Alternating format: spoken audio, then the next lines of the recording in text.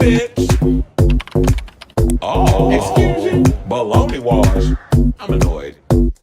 I'm just here to give my opinion and carry in. Oh, it's Chris Avalon Unfiltered, bitch.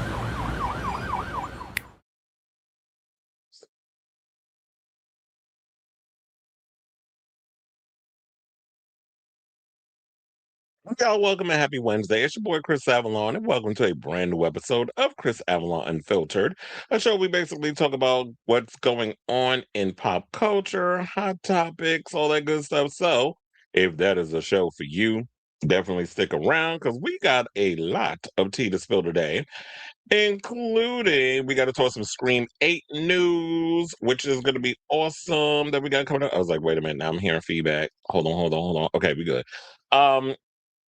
We got some Scream 8 news, because it's grossed on over $200 million. Movies available to watch at home now. So they dropped that news yesterday. We got to talk about Megan Thee Stallion, who had to cancel a couple of dates over on Broadway because she got sick.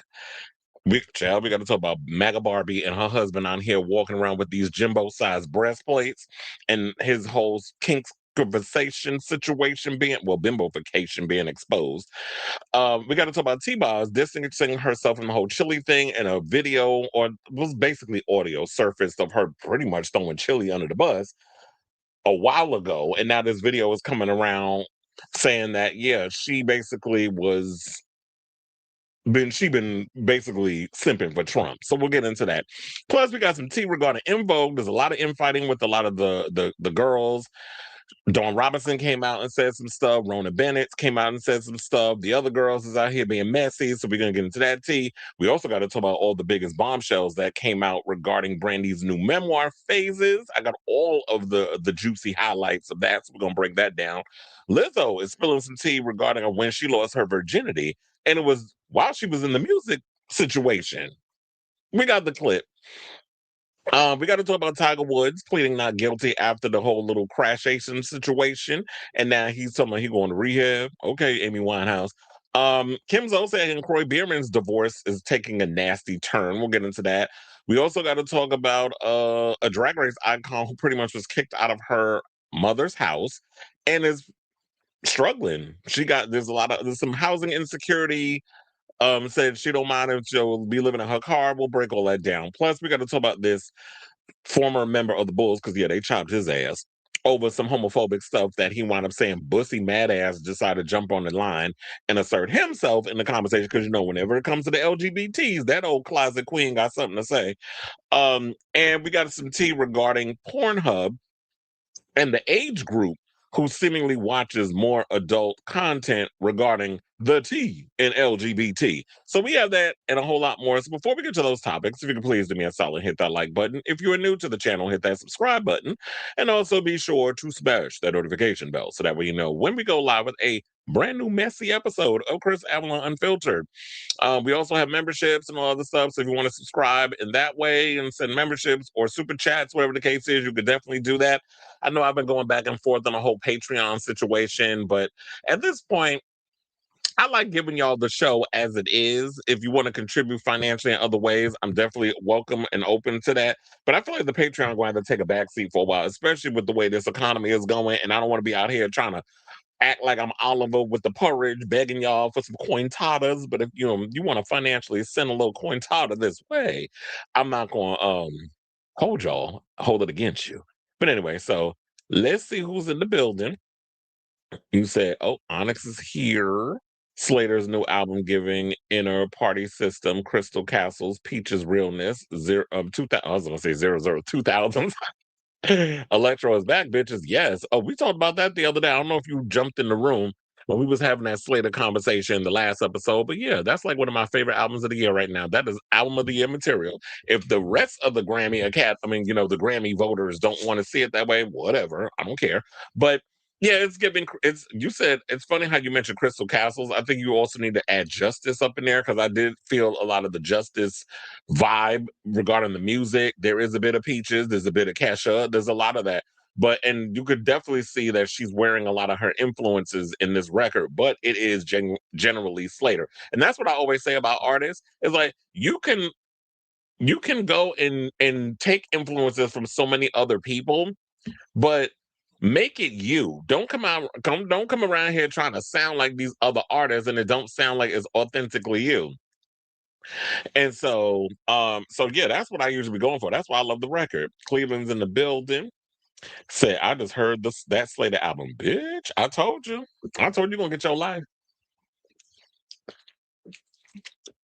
I was like that, and I don't know if y'all remember back in the day. Speaking of real electro clash, remember the group Adult Period? Well, they came out with a new album too, and it's definitely taking. As a child, y'all taking me back to my old electro clash stomping ground back in the because electro clash was big in New York back in the 2000s, very short lived, but I feel like now people have been able to incorporate a lot of that music and bring it into the 2020s and make it work. Yeah, there's definitely Robin in there. There's Skrillex. There's a lot of the influences. Funny enough, she doing Robin better than Robin at this point, quiet as it's kept. April Fools. But there was a story that I had, and I was like, look at, and then I was like, okay, I'm not gonna use it because it was giving. It was like it sounds too good to be true, but it's also April Fools, and I didn't see anybody else talking about it because there was a story that ran around where they were saying that Zoe Kravitz is about to star in her own HBO Max series, a Catwoman solo series. I ain't seen no. I saw it on Twitter. I didn't see Deadline, Variety. I didn't even see Comic Book Movie or Superhero Hype talking about it. And I'm like, if they're not talking about it, this is a lie. So you can be real careful with the stories that's coming out today because there's a lot of fake stories going around. Well, look, we definitely need a deluxe. 14 tracks was not enough. I'm being greedy. I think it's probably because I was so underwhelmed with the new Robin record. I'm like, look, if Slater wants to give us more music, then Princess Superstar was doing some of that stuff in there. Yeah. hmm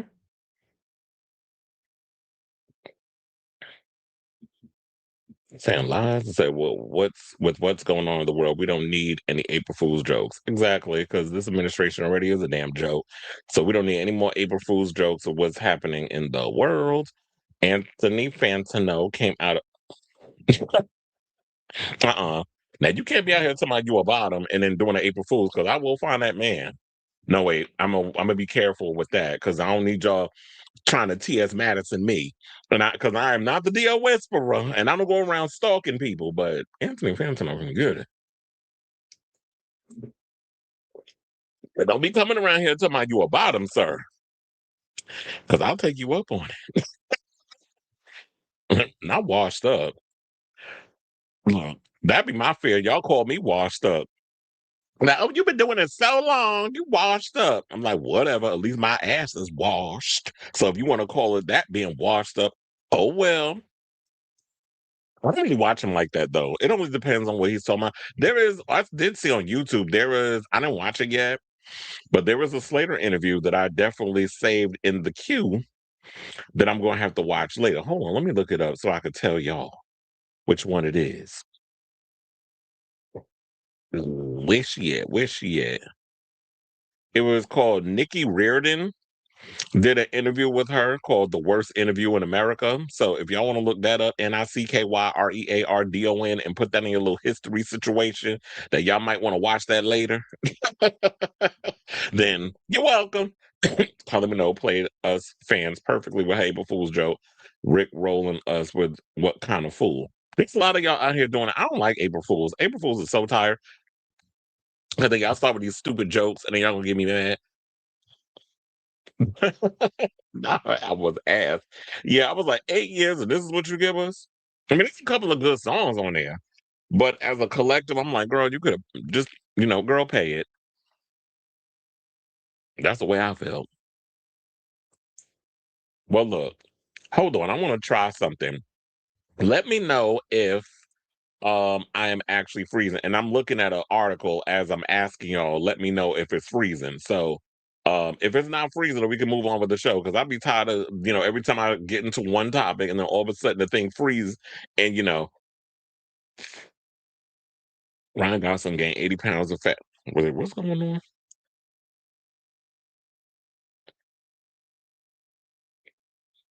on? I was freezing. Is that April Fool's or y'all for real?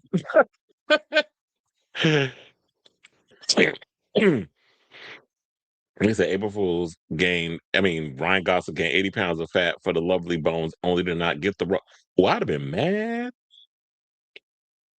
That's why you gotta wait until the deal. Okay, so hold on. Let me exit and then come.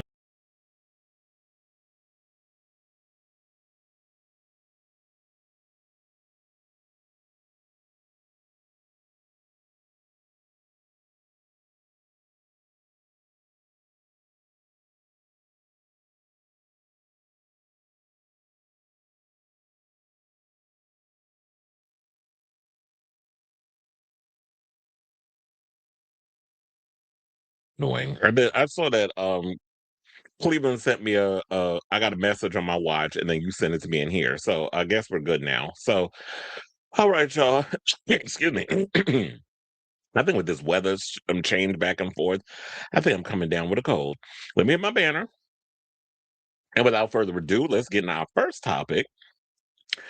And let's talk about Scream 8. So I think we shouldn't be surprised that we get a Scream 8, especially with Scream 7 grossing over $200 million at the box office, which I don't think anybody saw coming. Now, don't get me wrong, the movie does have its flaws and there's issues I have with it. And then when I get through this article, I'm gonna let y'all know what it is exactly that I want from this damn franchise in order for it to move forward. So we knew that there was only a matter of time before we get a Scream 8, but I didn't think it was going to come this quick. I thought maybe they'd wait a little bit.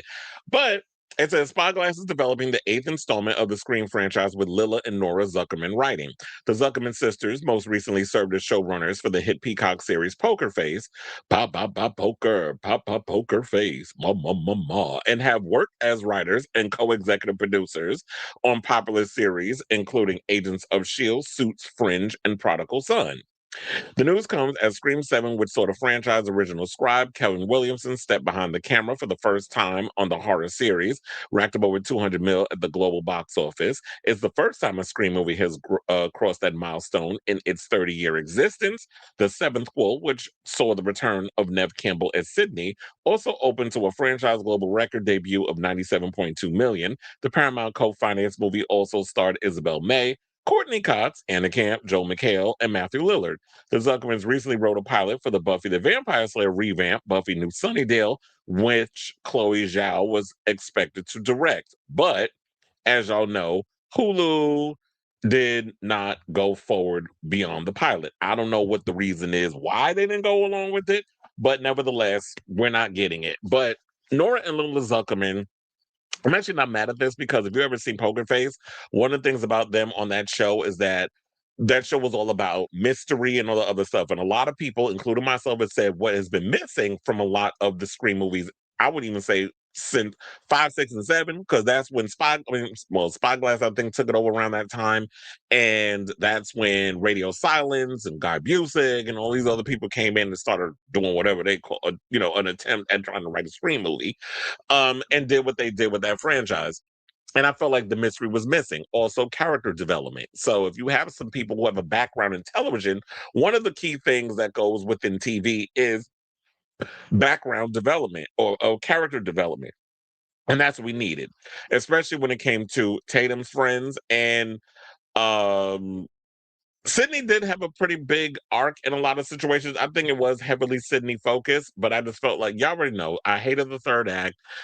The killers that they chose did not, their motive behind why they were doing what they were doing with Sydney, I don't feel like was perfectly executed. Now, don't get me wrong, was I a fan of the movie? There's parts of the movie I liked. There was a lot of parts of the movie I did not like. But being that I'm a Scream fan and I want more for the franchise, I did end up buying the film. I bought it this morning because I was going back and forth. I'm like, should I not get it? And I was like, yeah, I'm gonna get it. And so Robert, friend to the show, I know you said that, yeah, if you buy the physical, whatever case is, you get all the bonus features. I got the bonus features included from the digital purchase that I got off Prime Video. So it comes with all the stuff. It comes with like the behind the scenes. It comes with, I think, deleted scenes, which was like, it said 5 minutes. I'm like, damn, y'all didn't cut that much from the movie. Also, it gives a behind the scenes look at I believe the kill with, what the hell's her name? Hannah. I'll say her character. Hannah, the girl that was, the act. Y'all know the actress. Why am I drawing a blank on her damn name? But the actress that played Hannah in the films, she's been McKenna Grace. Um, it gets behind the scenes on all of that and stuff. So there's the behind the scenes featurettes and all other things. I'll definitely be checking that out. I don't know. Whenever I have the time, I'll give that movie a gander again. But if we're gonna move forward with this thing, here's what I want from this franchise. Since you already have the Zuckerman sisters coming in because y'all want a bit of that mystery, definitely bring the mystery. Give us cool and interesting. I really hope that they kind of taken the idea of Scream. What was it? Scream 6, where can we get like the killer? Well, they revealed one of the killer. Well, I think two of the killers actually in the opening kill when of Samara Weaving. If y'all could do something like that, where it's like portrait of a serial killer, where we actually get the killer reveal halfway through and then we kind of follow him and people are not aware who the killer is, but you have other killers that's in that situation. I think that'd be a cool, interesting idea. Also, I feel like if we're going to bring, because we don't know who's coming back, I'm assuming because this film, they think, let's bring Sydney back. Let's focus on Tatum. Hopefully, you'll give Tatum a lot more to do in this film. This will be a way for y'all to fatten up her character a bit because I do feel like she kind of played second fiddle to her mother, even though, yeah, technically this was like them trying to build her up, I guess, past the torch, but it didn't feel passy torchy to me. So I feel like if you're going to make Tatum the focal center of the next one, you definitely need to make her a lot more interesting and give her a lot more to do than just, oh, my mom, shoot a gun, and then all that other little crap that they put up in there. Because I do feel like she was underutilized or underwritten in the last movie. Also, if we're going to focus on both, what I was hoping to get in Scream 7, but we didn't get, I thought that the movie was going to focus on Sydney, like we were going to have side quests, kind of like Fast and the Furious. And I'm explaining what I mean by that. So in the last Fast and Furious, which was a god awful fucking movie, you had all these different characters off on different quests throughout the movie. So you had Tyrese and all of them going off doing one thing. Then you had Dom Toretto and his son off on one situation. Then you had Letty over there with Charlize Theron and then Gal Gadot. She was popped in. And so you had all of them off on these little side quests. I feel like if you're going to do the next Scream movie, you have Sydney. If you're going to bring Sydney and Tatum in there, you have Sydney and her friends off doing their thing. They're probably being coming after, like Ghostface is coming after them, and you have that thing develop them. You don't really need to develop Sydney or Gail, because who was also underused in that last movie, because they're already fully fleshed, they're fully realized. So you can just focus and have them doing whatever it is that they're going to do, the Scooby-Doo-isms, the mystery, all that stuff, but also have their circle of friends that they're interacting with, and maybe Ghostface could be trying to take them out. Then you have Tatum starting over with her new group of friends, develop those characters, develop her friends or whatever, give us a reason to root for these people. So when they actually get off by Ghost Face or the many ghost faces, who knows how many y'all want to put in the movie, then we care about these people. I honestly did not care about any of the characters that were offed in this last Scream movie. It just felt like it was the reason to just kill people off, and then y'all just heavily focus on Sydney and this whole thing about AI and Stu, and it wasn't well executed in my opinion. So with these women coming in, hopefully, they'll write a really good script, they'll flesh out the characters, you'll give everybody something to do, and you'll actually help us give a damn about the characters that are going to be shown on the screen. So with that being said, I'll just be waiting to see what transpires of this, and hopefully they come out with a good script. I don't know if these women have experience in writing horror and kills and things. I don't know what they say. I mean, yeah, they were writing Buffy, but that script, people were tearing it apart. But we don't even know what draft of that script that we read was that the script, the ones that leaked online, was that the version of the script that was going to become the pilot, or was that was the first draft? Was it a redraft, rewriting of the draft? So who knows, but we'll see how it all goes. And then if they need somebody to punch up the kills, even though y'all did him dirty, maybe you can hit up Christopher Landon and have him like do a whole little gloss over of the script, and he can add a little something something. Now, the question also remains, will Kevin Williamson be coming back as director? I know he said he doesn't want to come back. He has other projects that he wants to focus on. But um, if I just say back up the Brinks truck. I know there were people that had like complaints about his directing and all the other stuff. I didn't mind the director. I did think in certain parts it was a bit dark, and there were certain parts where it was a little it was a little was some editing situations that I was like, oh girl. But nevertheless, um, if he doesn't want to come back, I don't even know who would be interesting to bring it. Maybe the guy that directed. I was like, I really want Christopher Landon to come back, but I just feel like he's been so burned by this damn fan base, he won't do it. And Strange Darlings, the director of that, I would like to see him direct a Scream movie. I don't know if he'd be down for. I'm trying to remember if he's actually direct. I think he's filming something else. I can't think of it off the top of my head. I may have heard something, but I would like the guy of Strange Darlings to. Oh wait, I think he's. Isn't he doing a Texas Chainsaw Massacre reboot or something or another? I think that's what he's working on. But if he got some time, let's see if he could possibly direct a Scream movie. We need some fresh meat. We need some new blood. We need some new ideas. I'm just glad Radio Silence has moved on. I'm just glad God Busick is taking his grubby ass hands off of a Scream movie because I hated every Scream movie that he's written. And I just feel like he's not a good writer. I just feel like I've been disappointed with a lot of the writing. I was disappointed with a lot of the Scream movies, and I was most recently disappointed with Ready or Not 2, which he had a hand in writing as well. So I say all this to say, because I know I got a lot of questions, and I'm sure you do as well. What do you guys think of this story? Are you excited to hear about a Scream 8? What would you like to see them do to make this franchise better? Because, yes, just because it grows $200 million at the box office does not a great movie make. There's been a lot of movies that made a crap ton of money, but the movies were shit. So, um, it'd be interesting. I just hope that Spyglass is actually listening to the fans and is really concerned about wanting to get a good script, or because the fans have been complaining and they just haven't been excited over the writing and everything, and the direction, the political stuff. But it seemed like, look, the political stuff didn't even affect the movie because it made the most money out of all the movies in the franchise. So like I said, Matrix versus Real World when it comes to all that Palestine and all the other mess that all these people's out here protesting about. So let me know what you guys think of this story in the comments down below.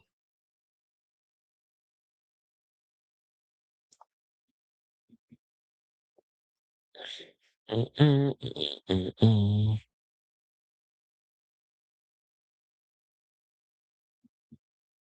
He said people want them to remove Sydney, and that sadly includes Tatum Evans, because just being Sydney's daughter is pushing Sydney. They even want Gail gone and the twins, because without the core four, well, they're trying to why the twins are there. Some fans hate that it's females writing it, but as a gay Scream fan, why are people so like annoying when it comes to, oh, I'm mad because a woman? Who gives a fuck? Can we just get a well written Scream movie? I don't care who writes it. I don't care if somebody writes it, scoop shit out their ass and writes the whole script and poop. As long as the script is written well, who cares? Like, y'all so damn oh, the woman. Oh my God. Like, shut the fuck up. First of all, none of y'all can write nothing. So who cares? As long as it's a good written script, I don't care who writes it. Because I'm like, first of all, these people are idiots. Because if you ever paid attention to slasher films, it's always been about the final girl. Women have always been like the strong focal point of the genre. So if people are going to get mad over women writing a script about a female centered character who's always deemed the final girl in a horror movie, then shut up, because you're not a fan of the genre, especially if you don't understand the genre as what it is. So that just kills me that people think like that. These scenes need to be Three scenes need to be in a film. A conversation between Ben and Tatum alluded they had sex, and Ben was telling Tatum to be honest with Sydney. She hates us because you're hiding me. A conversation between Jessica and Sydney after Hannah died. It alluded to us that Jessica shouldn't be trusted. And a scene where the twins wake up to realize Ghostface was very gentle to them. Yeah, because it's like they got stabbed in the bar, and then we ain't see them to the end of the movie. So I'm like, what? Who's making these decisions with the scene that they cut out? And y'all thought this was a good idea to remove? Like, we need context in order for things to work. So I do agree with that. It's like, Oh, they realized like, well, damn, if they really wanted to kill us, they could have did it, but they didn't. And yeah, there should have been a couple of more scenes with Tatum and her boyfriend. You said, and Chad saying, "I'm not drinking beer ever again." Mindy saying, "The way Creepy Boy died and his love interest tells me it was very personal." Then that we know is Jessica that killed the tavern scene. I need to remind people that Spyglass hurt the franchise to the point that I would do a Brinks truck when it comes to Nev. She has leverage that she can ask for more than 7 million now. Yes, she can. But look, as long as they keep these movies moderately successful, because look, the budget on the last one was, I mean, moderately budgeted. I would say it's successful. Um, $45 million was the budget for Scream 7. Movie made $200 million. So if they do want to bring her back, yeah, she could ask for more. She could probably go, I want 10 million. And the most she can ask for 10 to 12 million and a producer credit, which is more valid than an executive producer. I don't know why she didn't choose a producer credit. If Spyglass listened to the fans, they would get Melissa and Tara back now. Okay. Because they're not coming back. But I know somebody who is coming back, and that's the Broadway once she gets better. Let's talk about Megan Thee Stallion. So some tea came out that Megan Thee Stallion had to cancel a couple of dates performing in Moulin Rouge on Broadway. Moulin Rouge the musical on Broadway. So yeah, she got sick, and she basically will be back on Thursday. So if you're looking to see Miss Megan today, what's today? Wednesday? Yeah. If y'all looking to see her at any of the shows that's playing there, because I believe it's two shows. I think it was a matinee and there's an evening show. So yeah, because I think they do that on Wednesdays. They don't do it all the time. You know, they always do usually evening shows, and I think on Wednesday and then the weekends they do like matinees and the late show. But anyway, so she is expected to come back on Broadway tomorrow, so she need a couple of days because, according to reports, they said she's been diagnosed with extreme exhaustion, dehydration, vasoconstriction, and low metabolic levels after being rushed to the hospital in New York last night during a performance of Broadway's Moulin Rouge, the musical. Now, in a new statement on Instagram, the performer writes, and I do have her full statement, so let me pull that up. She said, last night was a real wake up call for me. I've been pushing myself past my limits lately, running on empty, and my body finally said, enough. It honestly scared me. I thought it was gonna. I thought I really. Yeah, I thought I was gonna faint on stage. I really tried to push through my performance, but I just couldn't.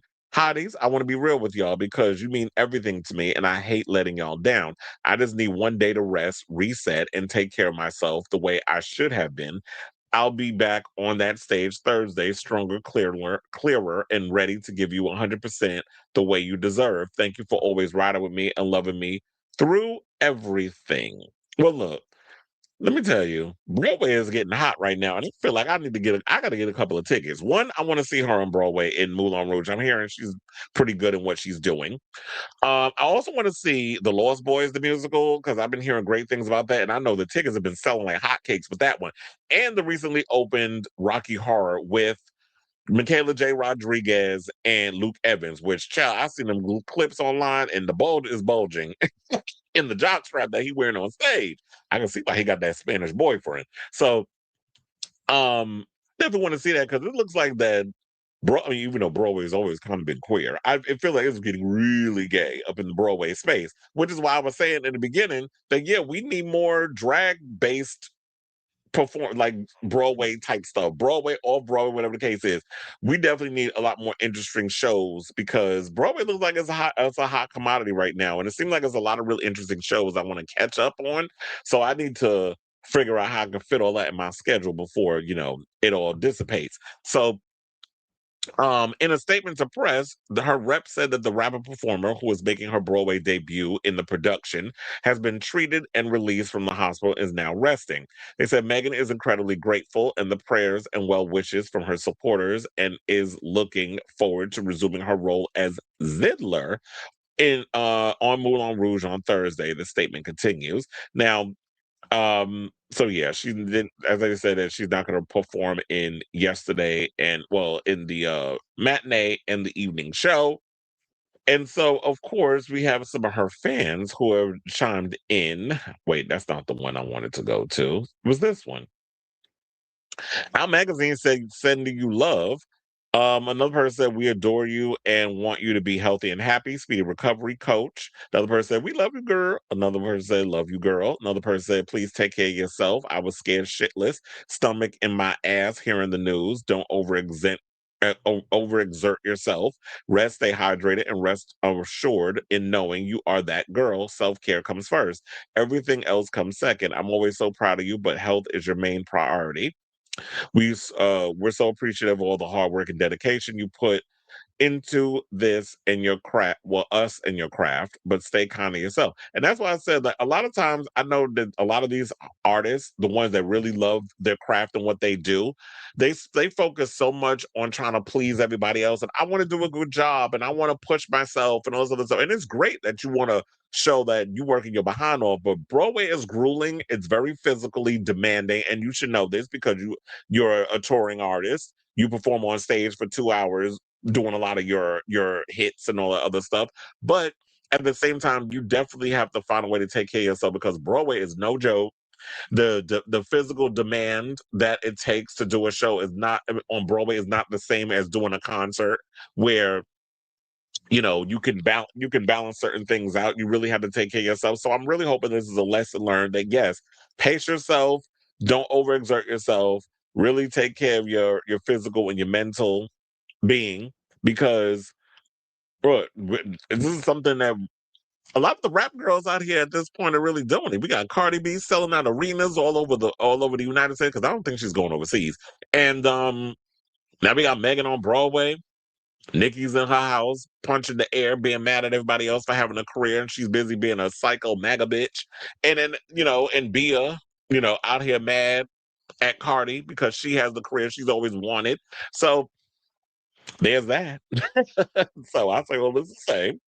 What do you guys think of this story regarding Megan? Get well, girl, and then come back stronger, in the words of Brittany, stronger than yesterday. So, whatever your thoughts are on this story, let me know in the comments down below.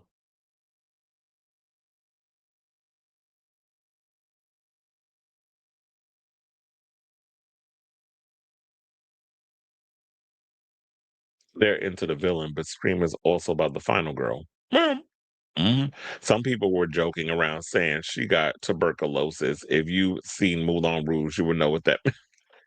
Well, I saw the one with what the hell's her name? Nicole Kidman. Isn't it kind of based on that version? I don't know why they blaming her. To be honest, I don't think she should have been picked. There is a lot of people who are born to do this. Yeah, but you have to realize the way Broadway is. Um, it's about name recognition. You got to get names and butts and seats. I wish in the perfect world that Broadway is about. Okay, we can get some big Broadway star like a BB Newworth or a Patty Lupone or somebody of that caliber, and have them be I mean, and I think Patty and them could still open or Audra McDonald. Like I wish it was kind of or Adele Dazeem. I can't call it Idina Menzel anymore ever since John Travolta. So I wish it was all about like the big or Bernadette Peters, like the big Broadway superstars that it was to be about them or whoever the next generation is. That girl that Hugh Jackman currently hunching, Sutton Foster, or any of those, or Megan Hilty. It's funny how I'm just knowing all the Broadway. I wish it was that easy where we could just bring those and make that, or Leah Michelle, who's about to leave Chess and be. I don't know if y'all heard about that. She's about to leave Chess and then be replaced by JoJo. Yeah, leave Get Out JoJo, the one who actually was re-recording her vocals before Taylor Swift came in and colonized her idea and decided to mainstream it. So I wish it was that we could focus on those, but now it's all about gimmicks, buttons and seats. We got to use big names to draw attention.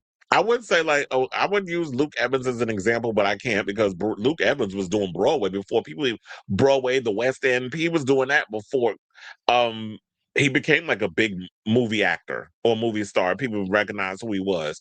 So yeah, because he did Taboo with the Club Kid Lee Bowery Broadway show that Boy George put together. He was in that before people even knew who he was. That was like 20 some odd years ago. Nikki used be a workhorse until she now you gonna say what you should have said was Nikki used to be a workhorse until she met Petty, and now she's shaped like a horse or built like one. You said I love Meg, and this news shocked me up for a sec. I mean, shook me up for a second. I'm glad she's okay. She's my favorite new generation female rapper. Mhm.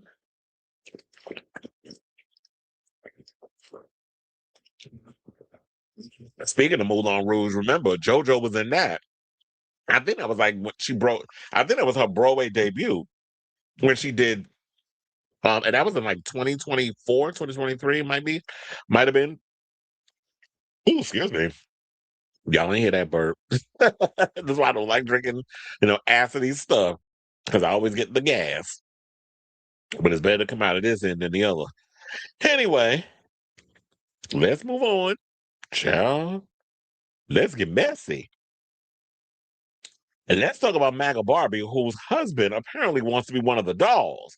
So we got Kristi Noem out here getting all that shit injected in her face so that way she could look like a doll, a Barbie doll, whatever the case is. The only difference is she got to get the rest of the work done, meaning the big titties and all that other stuff. So now her husband had to go online to your local pleasure chest and get the big chesticles so he could live out his Jimbo fantasy. So anyway, I know y'all probably know all the details and everything that came out regarding the whole situation. Daily Mail did an expose behind a paywall. I wasn't paying for it, but I'm glad all the other blogs and everything else, I was able to get around it and read the article and all this other stuff. But yeah, they was trying to do a whole paywall where they exposed her husband as having this secret life of bimbofication, which was something I never even knew existed or heard of. But there's a fetish for everybody out here out in these streets. And I'm not judging, but because as y'all know, I am sex positive. I've always been a sex positive person. The problem I have, and the one I want to talk about, and the one thing I always will expose is a damn hypocrite. And that's what we about to do with this situation because y'all can't be the party of family values and the party of conservatism and put up this whole facade and image and build your whole political career around conservatism and family values and discriminate against anybody that don't fit in the confines of the white picket fence and all the other stuff. But then you up in here allegedly cheating on your husband. We don't get into that story. And now your husband out here walking around with fake titties trying to live out his drag race fantasy, thinking he me a star with the big old breastplate. So let's get into it. So former Homeland Security Secretary Kristi Noem, as we like to call her MAGA Barbie, has responded to revelations that her husband Byron Noem frequently engaged in online bimbofication fetish content. Now, in a statement to the New York Post, reps for Kristi Noem said Miss Noem is that wait, why is she MS Noem? First of all, it should be MRS, because if you married, you're Mrs. Noem. But I guess you misknown when you out here spreading your bony ass legs for another man. That ain't your husband. They said Miss Noem is devastated. The family was blindsided by this, and they asked for privacy and prayers at the time. First of all, I'm calling bullshit on that. I'm like, you knew. Y'all all know what's going on in y'all families and this, that, and the other. Just like I'm sure he is aware of your affair that's been going on for a long time. Y'all been married for over 30 some more years. You don't be married to somebody for that long and don't know the tea on what y'all be doing. Plus, I'm sure she was probably noticing a lot of Amazon packages coming up in the house with these big old titties. And if y'all think these pictures is fake, they're not AI. These are actual photos that was exposed on social media. I know it's hard for a lot of people to believe that this might be April Fool's, fake, or what fake news, whatever the case is. First of all, I find it quite hilarious that this story dropped yesterday when it was the Trans Day of Visibility. So Y'all be out here hating on the trans, and now he out here cross-dressing. And that's when y'all decide to drop the T. So shout out to y'all, messy Daily Mail. So now they said on Tuesday, the Daily Mail reported that Byron Noem, who has been married to the recently demoted Department of Homeland Security Secretary, damn y'all old, since 1992, has been a frequent participant in online fetish chat rooms and spent and sent over $25,000 on digital payments to the women he was chatting with. They said digital payments. Does that mean coins? And you saying fetish chat rooms. Was you on Chatterbait, sir? Now, if y'all don't know what Chatterbait is, Google is your friend. That's all I'm gonna say. I told you there's a fetish out there for everybody. So, sir, you be on Chatterbait basically wearing breastplates and beating your meat, and giving people tokens. Is this what we doing out here in these streets? Yeah, I'm exposing it all. Now, what else is that? Oh, they said the Daily Mail obtained a trove containing thousands of text messages as well as photos of Mr. Noem role playing, many of them produced while Noem was serving as President Donald Trump's in his cabinet. Bimbofication is a role playing kink centered around exaggerated hypersexual femininity in order to embody stereotypical bimbo: big boobs, big butts, full lips, and no intellect. Well, basically, that's basically married. Now, as author and podcaster Tina Horn writes of bimbofication in her book, why are people into that? Question mark. Sometimes you don't want to be a fully integrated self. Wait. It says sometimes you don't want to be a fully integrated self during sex. Bimbofication offers a clear delineation between child. I'm sitting there gagging over what they talking about. Let me get serious here. Bimbofication offers a clear delineation between the moaning, the coming, uninhibited sex object you dream of being, and the mild-mannered alter ego you have to be the rest of the time. So they're basically saying that you have dreams of being this. Now, no shade. I gave a gander at Miss Noem's husband.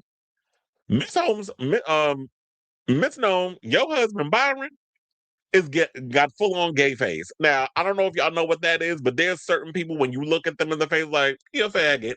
I definitely give that.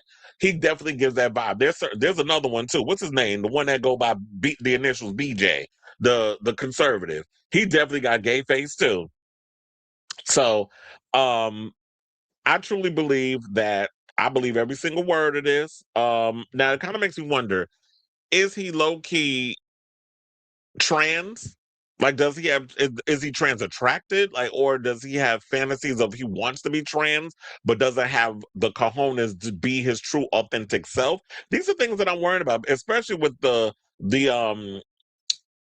explanation where they said bimbofication offers a clear delineation between the moaning, the coming, uninhibited sex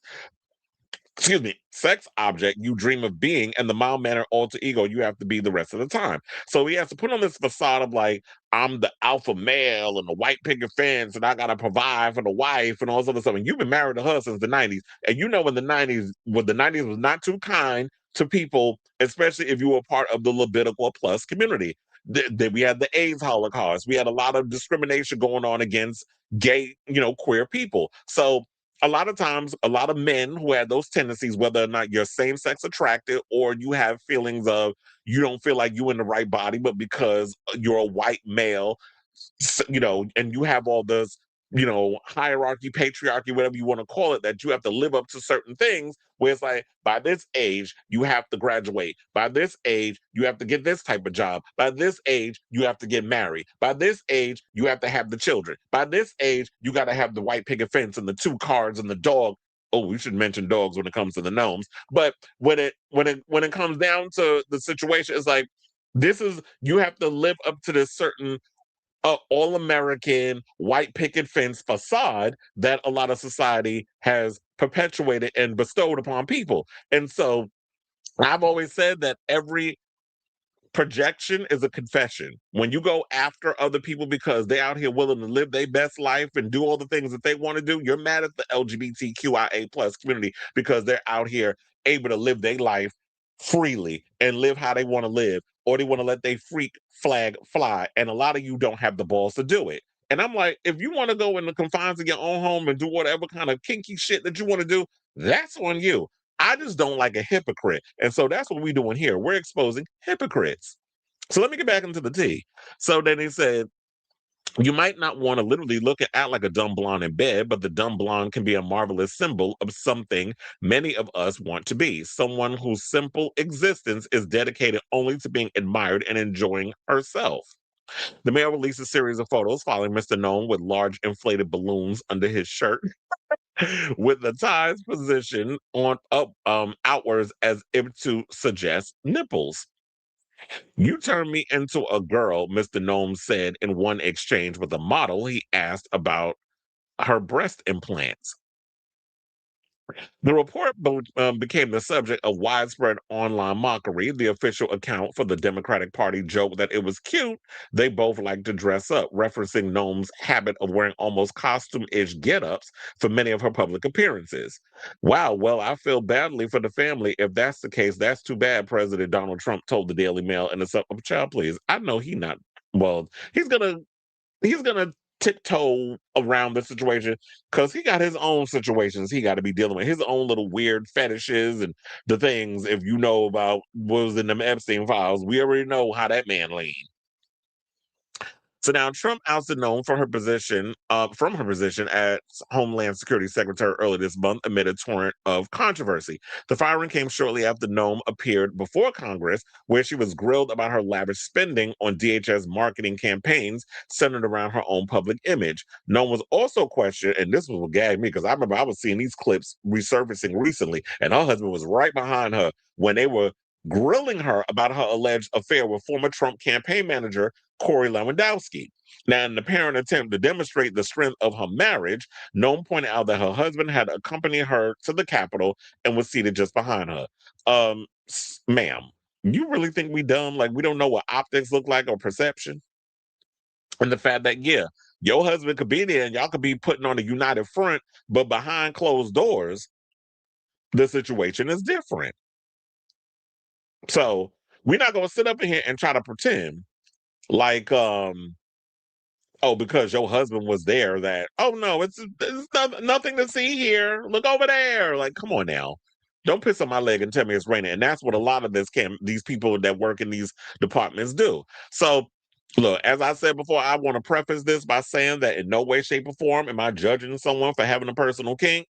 As y'all, if you've been following me for a while now, whether recently, even if you haven't, I'm gonna just say this: I am someone who is pro sex. I am a sex positive person because it's like I got my own kinks and stuff that I like to, and I have disclosed them on social media and possibly in here too.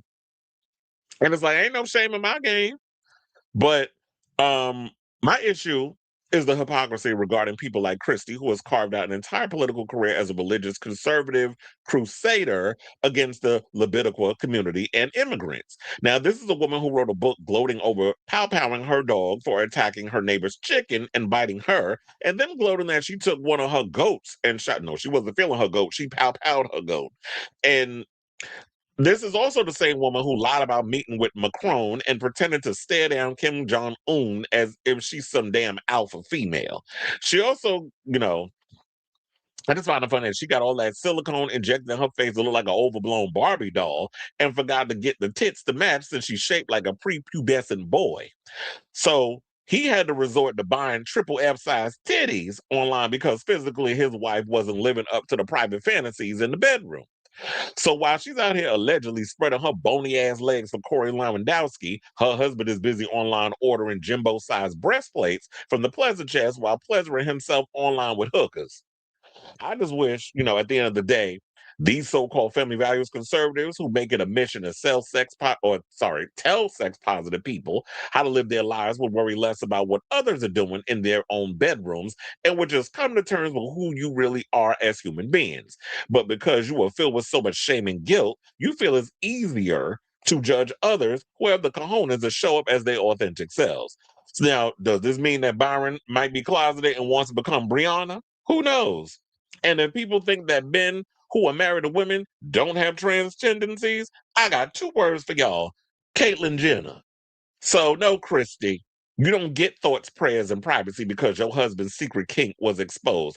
I'm going to give you the same amount of grace that you've given the immigrants, the queers, and people of color. So, with all that being said, I feel like I said all I need to say in this situation, but I want to hear from y'all. What do you guys think of this messy story regarding these hypocrites up in this regime who likes to sit and point fingers at everybody else on what they doing? But I always say that one finger you pointing at the people, the other four, you're pointing at yourself. So let me know what you guys think of this story in the comments down below.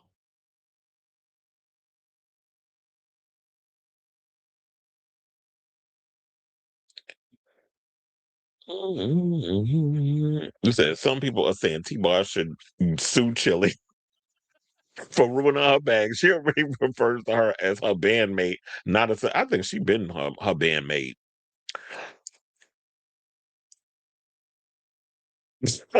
You said let's just say Cam's like, oh, because you don't want me to expose that site I mentioned. Yuri over here cackling. He look a damn mess. The dog is confused. Look, there was a method to the madness of the pictures that I was using. I love how the dog is peeping through the door looking like it's saying, what in the Sam hell are you doing? I know, right? And you said, speaking of MAGA, Trump is caving to Iran and a few things for one big reason why. Midterms, Dems won the DHS funding, nothing going to ICE because of how, well, look, and then we got to have people out here reminding people because don't get short term memory because all of a sudden DHS workers is getting paid. Well, not DHS workers.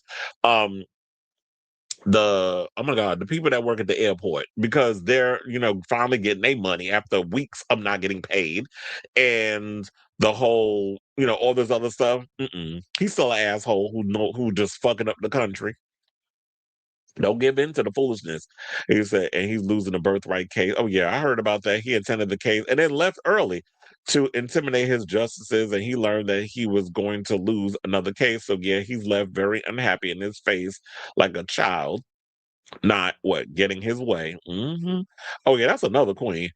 Todd Chrisley is another that definitely has the game. First of all, and he sounds like a queen. Him and Lindsey Graham, who's over in Disney World getting her life, probably in It's a Small World or on the teacup, riding that teacup. With me, the first teacup he's probably ridden. When I found out he was married to a woman, I was like, does his wife know her? Apparently not. Anyway, um, so yeah, I was like, ooh, I was like, when the Republicans get caught up in a hypocritical situation, I was this is like the gift that keeps on giving. Yeah, definitely lopsided because if it was implants, they'd be straight. But well, it depends on the doctor, right? Here right now. Now speaking of T-Boz, let's talk about T-Boz. So, y'all already know the other day we already went in and let have on Chilli dumbass. So we don't need to give her no more straight. Well, she might get a couple of strays. Who knows what the hell's going to come out of my mouth as I have this conversation with y'all? But yeah, so so T-Boz has been letting it be known that she distancing herself from all the. I just wish this damn Instagram videos would stop freaking refreshing. It's so annoying. But um T-Boz is letting it be known that she has been distancing herself for a while from some of the things that um Chilli has been out here saying. And I do have audio. So we're gonna get to that in a second. But first, let's get to the story. If I was like, let me find the picture. Here she is. Okay, so Rosanna Chili Thomas, as y'all know, is one third of '90s R&B girl group TLC. Wasn't quite able to make the headway she may have hoped for when she released a video apologizing for her perceived support of MAGA. So T-Boz, as y'all know, has made it be known quite a few times over the years that she don't align with a lot of Donald Trump's policies, as her bandmate Chilli faces backlash tied to past political donations, according to a source close to the singer. Now, close friends of T-Boz are making it clear that she has always let her views be known, pointing to her long history of speaking out on issues that Trump has spoken against, including sexual health, HIV, the LGBTQ community, or Black Lives Matter. And remember, all the girls was doing is very sex positive back in the crazy sexy cool days. Or remember even the first album, Ooh on the TLC tip, you had them wearing condoms on their clothes and things of that nature. And then of course with Crazy Sexy Cool, they were very much pro sex and safe sex and the whole situation. And then of course we just had recently T-Boz did the prep commercial, which Chilli did not participate in because word on the street was she's not for prep and all this other stuff. But people need to realize PrEP is for everybody. It's not just a gay man's HIV is not a gay man's disease. Everybody can get it. Women, children, men, whether you gay, whether you're straight, everybody can get it.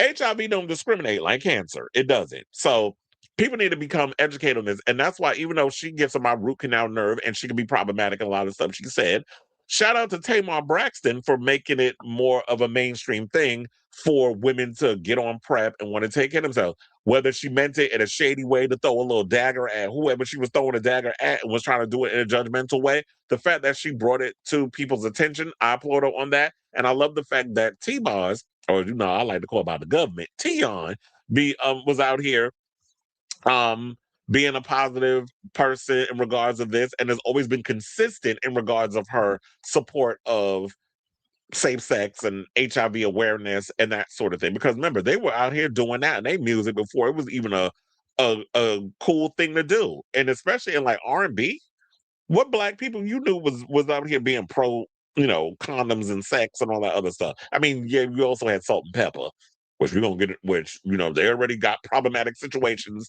within their selves because they supposed to be going on this tour with TLC and in Vogue, which we're gonna talk about in Vogue as well. This whole tour is gonna be a mess. But so yeah, so now they said close friends of T-Boz is making it clear that she has always let her views be known. And they said, oh yeah, and then I also forgot to mention Black Lives Matter. So they also said T-Boz has been an advocate for the unheard voice, emphasizing that her public stance on social and political issues have been consistent over the years. And remember, the other day I told y'all she follows Byron Donalds, another tap dancing coon for the Republican Party. And she liked the comment because I got the screenshot, but it's on my website where it said real America's voice. It's funny how they always go around talking about how they the real America's voice. It's like you can't speak for every goddamn body. Shut the fuck up. So they went and said he said in big old caps, because apparently they all think they Kanye with all these goddamn cat writing. Said, I'll be damned if you tell one of my sons he gonna be a girl. And this is what Byron did. I hope all your kids come out to be faggots or trans, because y'all be running around here worrying about who gay and who this and who that, when probably you getting pegged. Because remember, every time something goes on with the RNC or Republicans and stuff in general, Grindr be blowing up.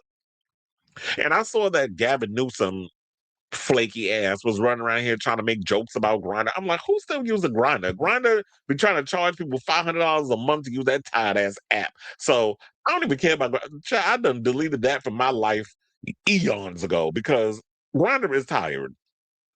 There's so many other ways. Child, let me tell you, I get offers of sex more from people in my DMs in Instagram and Facebook. It's like, fuck a Grinder. I get hit on more from there and other places than Grinder. Grinder is just, it's fraudulent. That's what it is. And if y'all be wanting to run around here spending all that damn money on some foolishness, be my guest. Now, so yeah, he went and said that and she liked it, which goes to say that she has been making comments about she's been very much anti-trans and all other stuff. Remember, she also went and said that liked the post, or I think was it liked or reposted, probably both, of a conspiracy theory regarding the fact that Michelle Obama is a man. Now y'all already know, like, bitch, you supposed to be black, last I checked.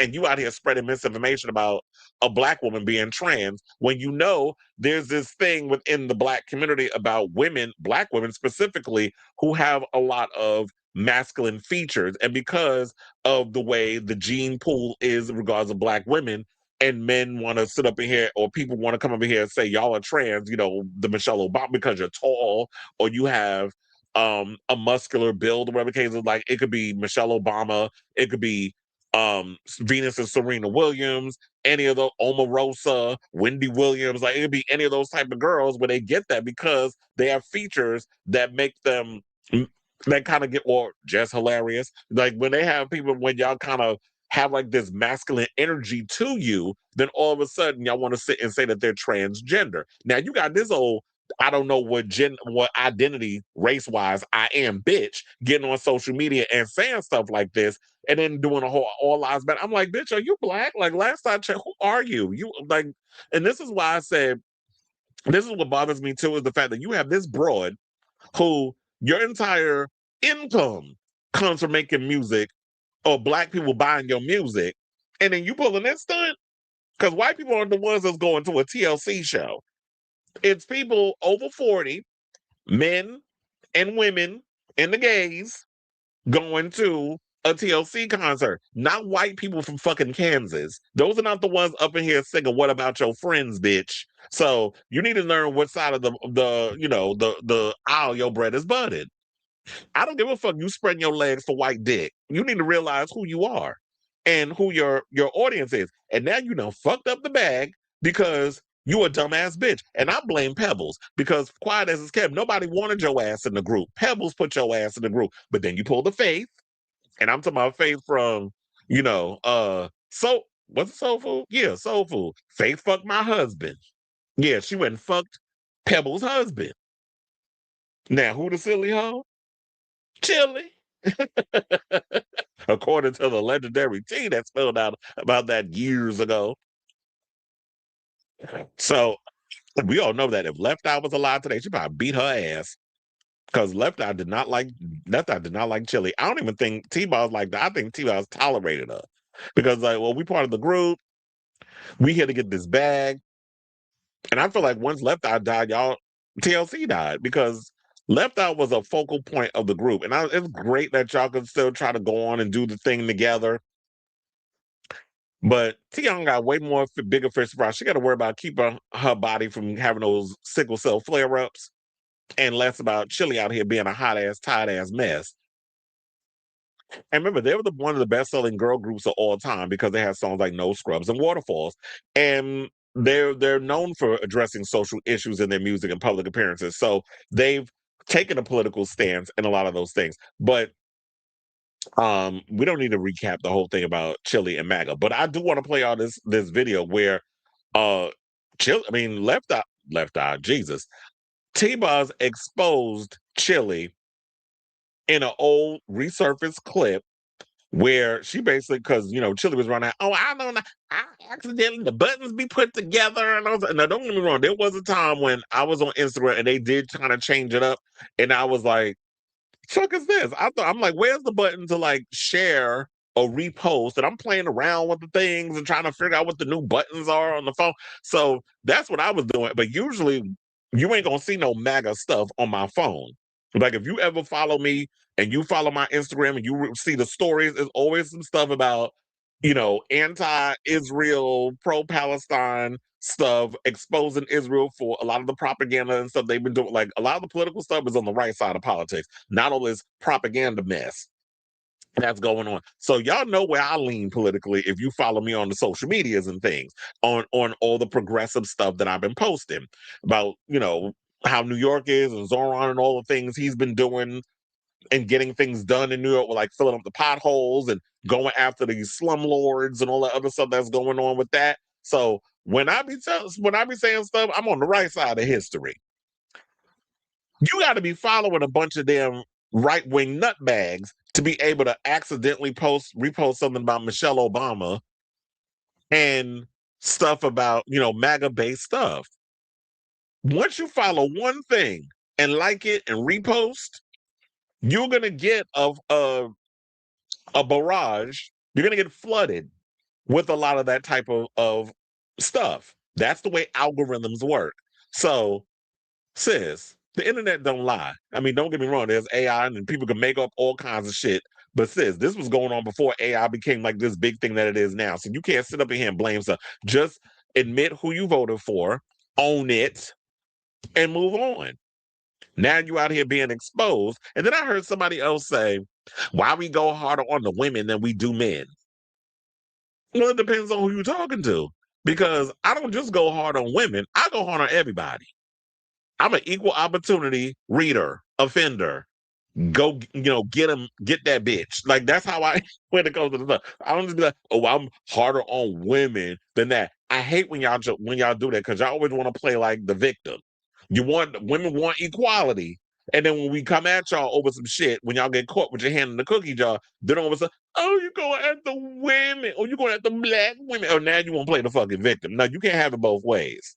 You want to be equal to men, you're gonna be treated, but on the same level. You can't just sit up in here all of a sudden, like play that card because you're not getting your way, or because you got caught out there. So anyway, we got the clip here. Let's play the clip of what Tion had to say, and then we're gonna come back and talk. Please hold. Yeah. You guys are about to nominate the biggest jackass in the history of politics. Straight up. Period. I think you're really going to win. This is an all hip hop exclusive. My group member voted for him. Well, here's my thing is I've been telling you guys. Did y'all hear that? She said, well, my group member voted for him. And you know what irritated me about that whole video? She threw that in there and y'all just talked over it like y'all didn't even hear it. Or maybe you didn't hear it because, a lot of times when you be doing these radio shows, whatever, I think people be so focused on trying to get what they got to say out that y'all not listening to what other people say and following up. I said, well, wait, what? I would have been like, wait, what? Like getting my Shea Kool-Aid back. What? Like, what you say? And like, what I said, my group member voted for him. And that was the last term. This man been president for about a year and a half already. Second term, year and a half, because a lot of y'all still act like this is first term, like he ain't been president before. And I hate the fact that our media don't remind people that like, y'all act like this is first time at the rodeo. This is second term. So, bitch, you've been exposed. And it is what it is. Now, I do wonder what's going to happen with this tour because I say at this point, throw the whole goddamn tour away because you got Chilli out here exposed and the people aren't feeling her right now, especially with the way this current regime is treating a lot of people, and a lot of Black women have been heavily affected in the workforce under this administration. Then you have dumbass Salt, her psychotic, uber religious nut job of an ass, jumping in the conversation defending Chilli when she should have just minded the goddamn business that paid her, kept the head down, and just start rehearsing, getting ready to get out there and start singing "What a Man" and shoot. And wow. That's what and pushing it real good. That's what you should have been focusing on instead of jumping in a conversation that had nothing to do with you. So now there is a bullseye on your big back ass, which is gonna hurt. Well, I don't know if Spinderella has been an ass to come back because I ain't like. That was another thing. I ain't like the way y'all treated Spinderella either. And now we got In Vogue with that mess. And we got that story coming up after this one. I'm going to break it down because it's getting messy between them. At this point, throw this whole goddamn tour away. That's what I feel about it. Throw the tour away. Go take y'all money. Well, I don't know if them tickets is non-refundable, but use them tickets for something else. Who out here touring? That's women of a certain age. Maybe go see Pussycat Dolls. You got Little Kim and Maya about to open that. That's women of a certain age. Demi Lovato, there's a certain demographic. Well, that's not Black women. I really listen to Demi like that, even though she got them Black girl pipes. Who else about the tour? Ariana Grande. But I don't know women of a certain age like Ariana Grande. Ariana Grande is for the younger girls and the millennials and things. I don't think the over 40 crowd is out here feeling her like. Can't think of who out. Oh, Screaming for Hudson about to go on tour with Josh Groban.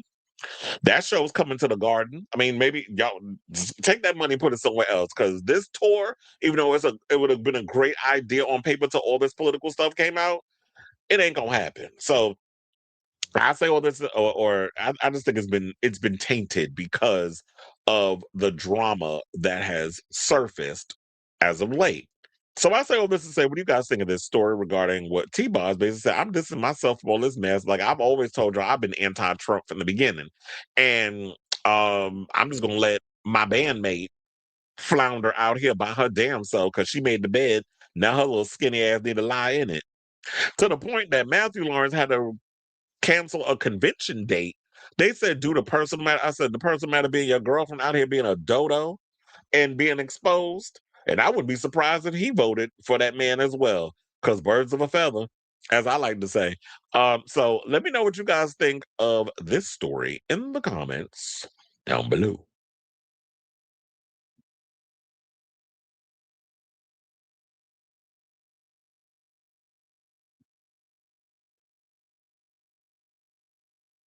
Chilli pretending to be light skinned was always a rep. I was like, bitch, you need a good. I don't know what funhouse mirror she looking in, but she ain't my complexion. You a brown skinned girl with good hair, with that Indian hair.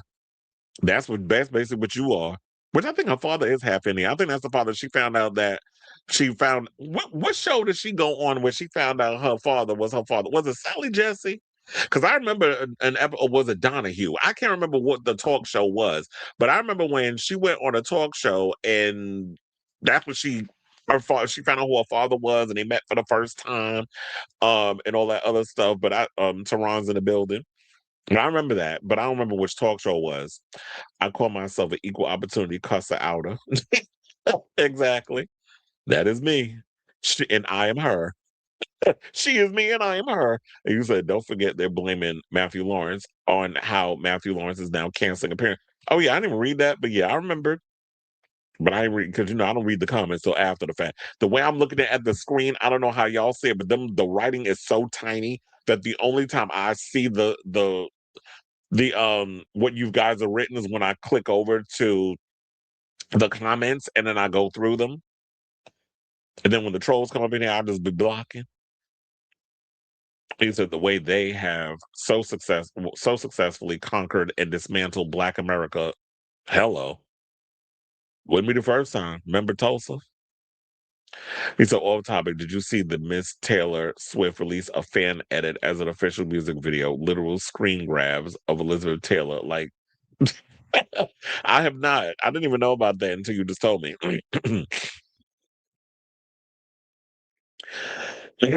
All right, y'all. So now let's go from TLC to En Vogue because the girls out here is fighting. So I don't know if y'all heard the recent story. I forget who it was, Black Love or one of y'all told me that y'all sent me something in the Instagram comments or in the messenger and all the stuff regarding this story. So I decided, okay, let me do some research, let me look it up. And so Rona Bennett apparently is no longer part of the group.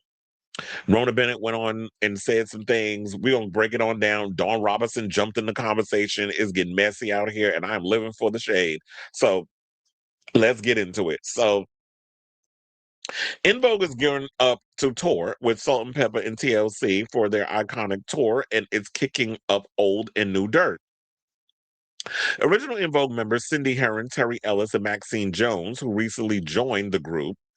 Child, and look, when I get and later on in the article, Dawn exposed some mess regarding Maxine. Was like, why would you even come back? And I'm gonna break it on down because she put it in there. She spilled it.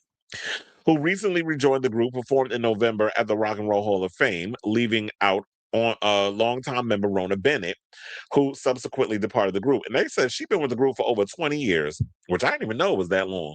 Now, adding insult to injury, we hear the group didn't reach out to Bennett before or after the high-profile diss. Despite being a part of the group for over 2 decades, a source familiar with the situation described the ladies' relationship with Bennett as more business than a sisterhood, saying they were amicable, but it was really they'd show up to work, then go home or to their respective places. Well, that sounds like me at work. I clock in, I do the job, I kiki with everybody, and when I clock out, I don't know you bitches. That's literally me at work. In later years, they communicated through counsel, we're told. Now, sources paint a picture of En Vogue as Ellis and Herron versus whomever they let in. Now, former original En Vogue member, I wanted to say En Voguer. Well, we'll go with that. Original En Voguer, Dawn Robinson, has now stepped into the fray, coming to Bennett's defense, saying she can relate to being snubbed by the group. She said they are bullies and they say who and cannot stay. This is what Robinson said in the video she posted to her YouTube channel on Monday. She said they discard people like hand wipes. En Vogue can't keep a member to save their lives. Bennett has also been online defending herself. Now, current members recently sat down with People magazine with Ellis, claiming that it was Bennett's choice to step away, saying she could be here. She chose not to be. Now, Ellis also claimed they learned of her leaving the group from social media. Next thing we know, we hear on social media that she left. She's gone. This is what Ellis said. Now, Bennett took to her keyboard to address inaccuracies about how she left the group, suggesting their lawyers walked away from contract negotiation, saying this statement is misleading and does not represent what actually occurred. She said on social media, my lawyer received a formal notice from the lawyer that from their lawyer that the contract they were offering had been withdrawn on November 11th. Bennett also said she was not informed of the RHO. I was gonna say Real Housewives. What was it? Real Housewives of France? That a new franchise I ain't know about, but it's Rock and Roll Hall of Fame. I was like, RHOF, what the fuck is that? Anyway, but she was not informed of RHOF performance in advance. She said the suggestion that I declined participation due to a prior engagement is not accurate. I guess there was some issues going on with the contract, whatever. She wasn't happy with it, and they decided, well, if you're not going to comply with all of us and be in lockstep, then we're going to part ways. And you're just going, and we're going to make it seem like you decided to part ways with the group, which is the furthest from the truth. So I'm definitely agreeing with Dawn on this, that, yeah, y'all discard people like hand wipes. But it's funny because Terry, Cindy, and Maxine, all they know is En Vogue. What else they out here doing? I mean, there's only been so many ways you can sing Hold On. Now, my departure was not the result of a disagreement for over a specific performance. For several months, our legal teams were engaged in contract negotiations. Ultimately, the terms presented were not aligned with my values or a level of mutual respect in the relationship. So you saying that it was a business situation. Maybe you saw it as something different. But it's like, yeah, if I've been in the group for over 2 decades as the replacement because all the mother broads left, why are you treating me this way? And because I'm not agreeing with the contract you're putting in front of me, you're basically saying that I don't have a dog in the fight. So you're just going to discard me like how Dawn described, like a damn hand wipe. Speaking of Dawn, she also called out Jones for returning to the group this past November. She says she obviously loves abuse. Now, Robinson then recalled when the group sued Jones for unauthorized use of the name En Vogue in 2012, saying, I remember years ago when Maxine was sued by Cindy and Terry, she said she would never work with those skanks again. Those were her words. So now it's funny to see how she has come back yet again to work with those skanks. Now, our the insider basically said they want nothing more than the ladies to come together and have a public healing moment. But something tells us they're never going to get it, never going to get it, never going to get it, never going to get it, never going to get it, never going to get it, never going to get it. Y'all ain't gonna get that shit. So at this point, child, yeah, it just seemed like a lot of nastiness, a lot of treacherous, unspeakable behavior in this group. And y'all just messy. That's why I said at this point, like when I was just talking about the last segment with TLC, throw this whole damn toy away. Y'all are a mess. But my thing is this, yeah, if I was out here trying to use the En Vogue name and you sued me and I was caught up in litigation, why the hell would you go back to the same group where them bitches wouldn't spit on your ass if you was on fire? Y'all are weird. So is it that y'all that desperate for coins that you just go and be back with the same group of women that took you to court? Mm-mm. Yes, all the hard feelings. That's about it. And look, y'all wondering why Nicole Scherzinger got the group that she got with the Pussycat Dolls. It's like, no, I got to protect my peace. So, I'm not inviting toxic ass people back in the group for whatever reason because that's what y'all want. And there's no shade. I'm just saying I got to protect my peace at the end of the day. So I say all this to say, what do you guys think of this story regarding En Vogue being messy and all that good stuff? So whatever your thoughts are, let me know in the comments down below. Lanier says, what gets me is how when their political affiliations become exposed, they make up lies to claim otherwise. If you have to lie about it, they should have took it as a sign not to make such affiliations. And y'all know that the one thing about the internet is it doesn't lie. It keeps receipts, even if you delete it. Somebody done screen grabbed it, and they're gonna come up in here and they're gonna remind y'all. And you know the sleuths be sleuthing. That's the one thing I'll give about the internet. When y'all use it the right way, I'll be here for it. Because y'all be digging up old stuff and y'all will post it online. I ain't even hear that whole clip about T-Boz going around exposing Chilli. Said, oh, yeah, my bandmate voted for him. I didn't know about that until it started resurfacing and it ended up on a lot of the mainstream blogs that I follow. And that's why I was like, in case y'all didn't hear it, I had to bring it here. All right, now, speaking of receipts, let's get into this story. So let's talk about Brandy. So Brandy's new memoir, Phases, is out. And she's spilling a lot of tea. So shout out to her. But one of the things, we're going to get into all of it. So this might be a long one. But the one that's going to be the lengthiest, I think, is the story regarding her and Wanye's relationship. So we're going to get into that, and then we're going to break down all the other juicy details from the book. Because, funny enough, she's finally confirming something that I think we've all pretty much speculated for decades. Who didn't know that she and Wanye were fucking? The only thing I didn't know was that she was 16 and he was 23, and she basically lost her virginity to little nasty ass. And the funny thing is, I do have the clips of some of the stuff that he said. Actually, what I should do is I should play the clips, and then we're going to break down all the details of what she said regarding Miss Wanda, because that's what I'm going to start calling her. Wanda, that's your name, Miss Wanda. So we got the clip. We're going to play it. Actually, there's two clips. There's one where he was on the Breakfast Club. And then there was another clip where he was on Instagram. I think he was doing an Instagram live. And then he was trying to justify the relationship in regards of, all the details. But Brandy laid it on down. And now you out here looking like a big old liar. So we're going to play that clip. This is back when Angela Yee was on the show.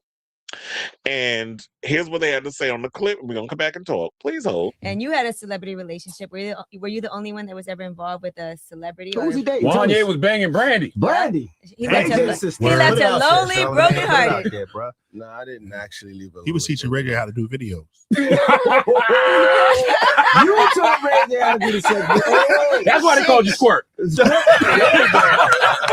I was thinking. I mean, Brandy even said in her behind the music that you broke her heart because you fell in love with somebody else.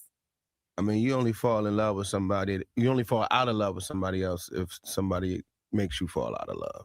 Mm-hmm. So if that was the situation, if that's what she said, then that's political. I like that. I can't contest to her view about it. I can just only live by my view. Revolt. Mm-hmm. Revolt. They were saying she was really young when y'all dated. Yeah, she was. Not that young. Not yeah. not jail baby. No, that's what I'm saying. But that's why. That's why I stopped it. Hold on. But that's why I stopped it and said that she wasn't that young, because I don't want y'all to think Boys to Men was young. I was young too. She said she was 15 and she had to keep it a secret because she was so young. See, we did the thing. We did the thing when she was like 16, 17, around that time. You were so you were still a boy too. I wasn't old. I wasn't like 38 years old, nothing like that. I was old enough to. She was old enough to get it. Yeah, you were 23 and she was 16. So that's about 7-8 years older than her. Which some people look at that now, especially the Gen Z era, like, sir, you are old enough and grown enough to know what you were doing, getting with a young girl who was pretty much naive and inexperienced, where you probably had a way more experience because you're a lot older and a couple of years older. Okay. But was it legal in the state y'all was in? I mean, we was always in different states. We was on tour. They had a nomad relationship. You know what I'm saying? We just, we didn't do it in the states that it was legal. It was illegal in. Nice. Oh my gosh.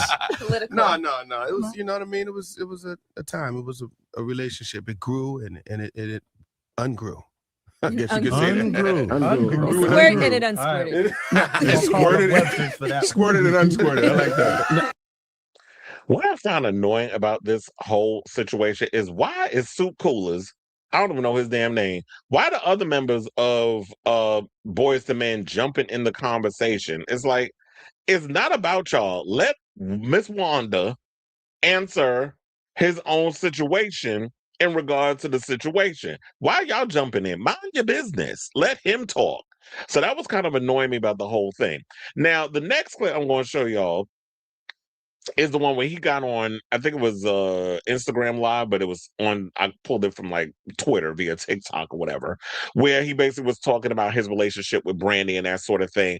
But because it doesn't pull the whole clip, the stuff that leads to the clip I'm going to show y'all was basically him saying that how he became encountered with Brandy was the fact that at the time, I believe she was on Thea, her mother approached him and kind of saw him because she was a fan of Boys to Men, that sort of thing, probably saw it as like a mentor situation. So he said she was kind of like my little protege. First of all, the way he was wording some of the stuff pissed me off because I was like, "Oh, my little protege." I was like, "What is she, a fucking puppy?" So literally, it was that sort of thing. And then I guess what happened, according to him, they fell in love and a whole bunch of other stuff. So we're gonna play what he had to say, and then we're gonna come back and talk. Please hold. So much. We've been hanging around each other so much that there became to be some sort of connection, an intimate connection. We actually fell in love. Now, we were young. That's what happens. You're young and you fall in love. You know what I'm saying? Especially when you have the ability to be around somebody a lot, you begin to know things about them. You know what I mean? And they know things about you. Now, when you're young, you make decisions based on your youth. You know what I'm saying? You don't make decisions, moral decisions that put you in a whole position where you know that this is what's going to be for the rest of your life. You're learning through everything. Wanye brought up Brandy's mom, Sonia, again, this time claiming that both she and Brandy's dad were involved in their relationship. In other words, Brandy's parents knew exactly what was going on, yet they didn't step in to protect her. It seemed like Wanye was trying to push some of the responsibility onto them, suggesting they were aware the whole time and allowed it to continue.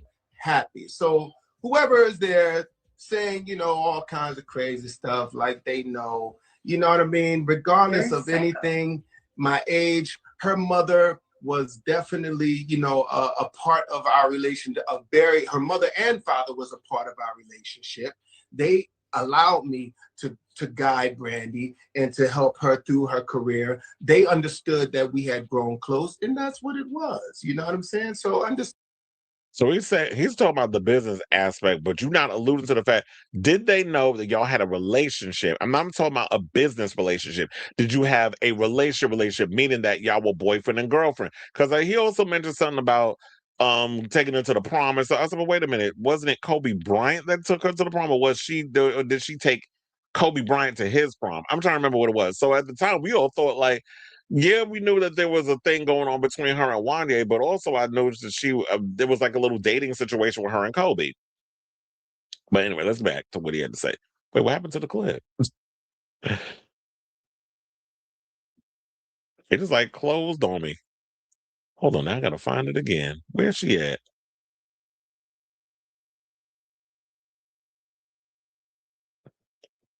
Well, it looks like I lost it. But anyway, y'all pretty much got the gist of what he said. But let's get into what Brandy had to say at this point, because I was like, I don't even know how we lost that article, and I mean that clip, and I didn't even put it in my thing where I can go back and get it. So decades after speculation first began about the singer's romance with the Moesha star, after the Moesha star performed as the opening act for Boyz II Men World Tour in 1995, the Grammy-winning singer-songwriter and actress is opening up about a connection in which she claims she was too young to recognize she was being used in her recently released memoir phases. Although Wanye Morris has long denied rumors that he and Brandy began a relationship when the singer was a teen star, Brandy writes that her relationship with the Boyz II Men member started when she was 16 and he was 22, a year after they met, and Morris became her mentor. The singer writes that Morris began to call and check in on her regularly, offering advice as an anchor and confidant to the up-and-coming star after she joined the group on tour. However, the pair got closer, saying, quote, "What had begun as admiration had transformed into something else," Brandy writes. "It seems to me that he weaponized my admiration, shaped my friendship into dependence, my respect into desire. I felt swept up in a current I couldn't control." End quote. Now, she reveals that her relationship took a turning point after they filmed the music video for their collaboration, Broken Hearted. She described an unspoken energy between the two that had intensified after their work on the video, saying, quote, "We moved around each other like opposing magnets, as if actively trying to maintain distance, even as we kept finding ourselves drawn into each other's orbit," end quote, she writes. The attraction was subtle, yet undeniable. It lived in the pauses between conversations, and it lingered in the charged atmosphere surrounding us, she adds. The relationship quickly formed after that, a whirlwind that Brandy recalls as being overwhelming because of the guilt of hiding it from her family in public. According to him, her parents knew, but she said she hid it, and dealing with the illicit nature as a young teen. Say, "My girlfriend is 16. I don't remember when he first said it, but those 4 words started rolling off his tongue whenever we were alone," she writes of Morris. "I couldn't tell if this refrain was meant to soothe his own conscience or temper the questions shimmering in my gaze. Perhaps it was his way of tethering himself to a boundary, even as he quietly edged past it. Or maybe it was simply a reminder to himself, a whisper to keep the illicit nature of our connection in view. Regardless, I was under the impression that we were madly in love, or at least what I believed love to be at 16. A grown man's version of love designed to serve his needs." Now, Brandy details her first time having sex with Morris as having lacked the specialness I had painted in my mind because it wasn't about me at all. What she sees as the usual rites of passage in adolescence were tainted by the influence of a man who seemed to know exactly how to make me question my own beliefs and boundaries. She said, "And I hung in this strange balance. I was navigating that time in full view of the world, every move scrutinized, every choice dissected by people who didn't know my heart," she writes. "Part of me wanted to retain some semblance of normalcy, but also I knew full well that what was happening between me and him was wrong, and yet my attitude was, this was special, this was real. People just can't understand." Now, Brandon describes the sexual element of their relationship as Mars getting what he wanted from someone too young to recognize she was being used. Added that she believed she was too naive to realize that deep down inside, he did not see me as special. "I think he saw me as conquerable, as someone whose boundaries could be negotiated away. I was in over my head. I was young and inexperienced, and thought that following my heart meant following his lead, that what we shared transcended ordinary rules and limitations," she shares, adding that she had wanted to wait until marriage, but also believed that having sex with him would cement our bond, would prove I was mature enough for our relationship, would make him happy. And so I told myself I was ready, that this was my choice. But the truth is, I felt like I had no choice. I felt like saying no meant losing him. The reality of their relationship wasn't lost on the singer, despite her naivete about their ability to last, saying, "He and I understood with diamond cut clarity that public knowledge of our relationship would ignite scandal, potentially threatening everything we both work for.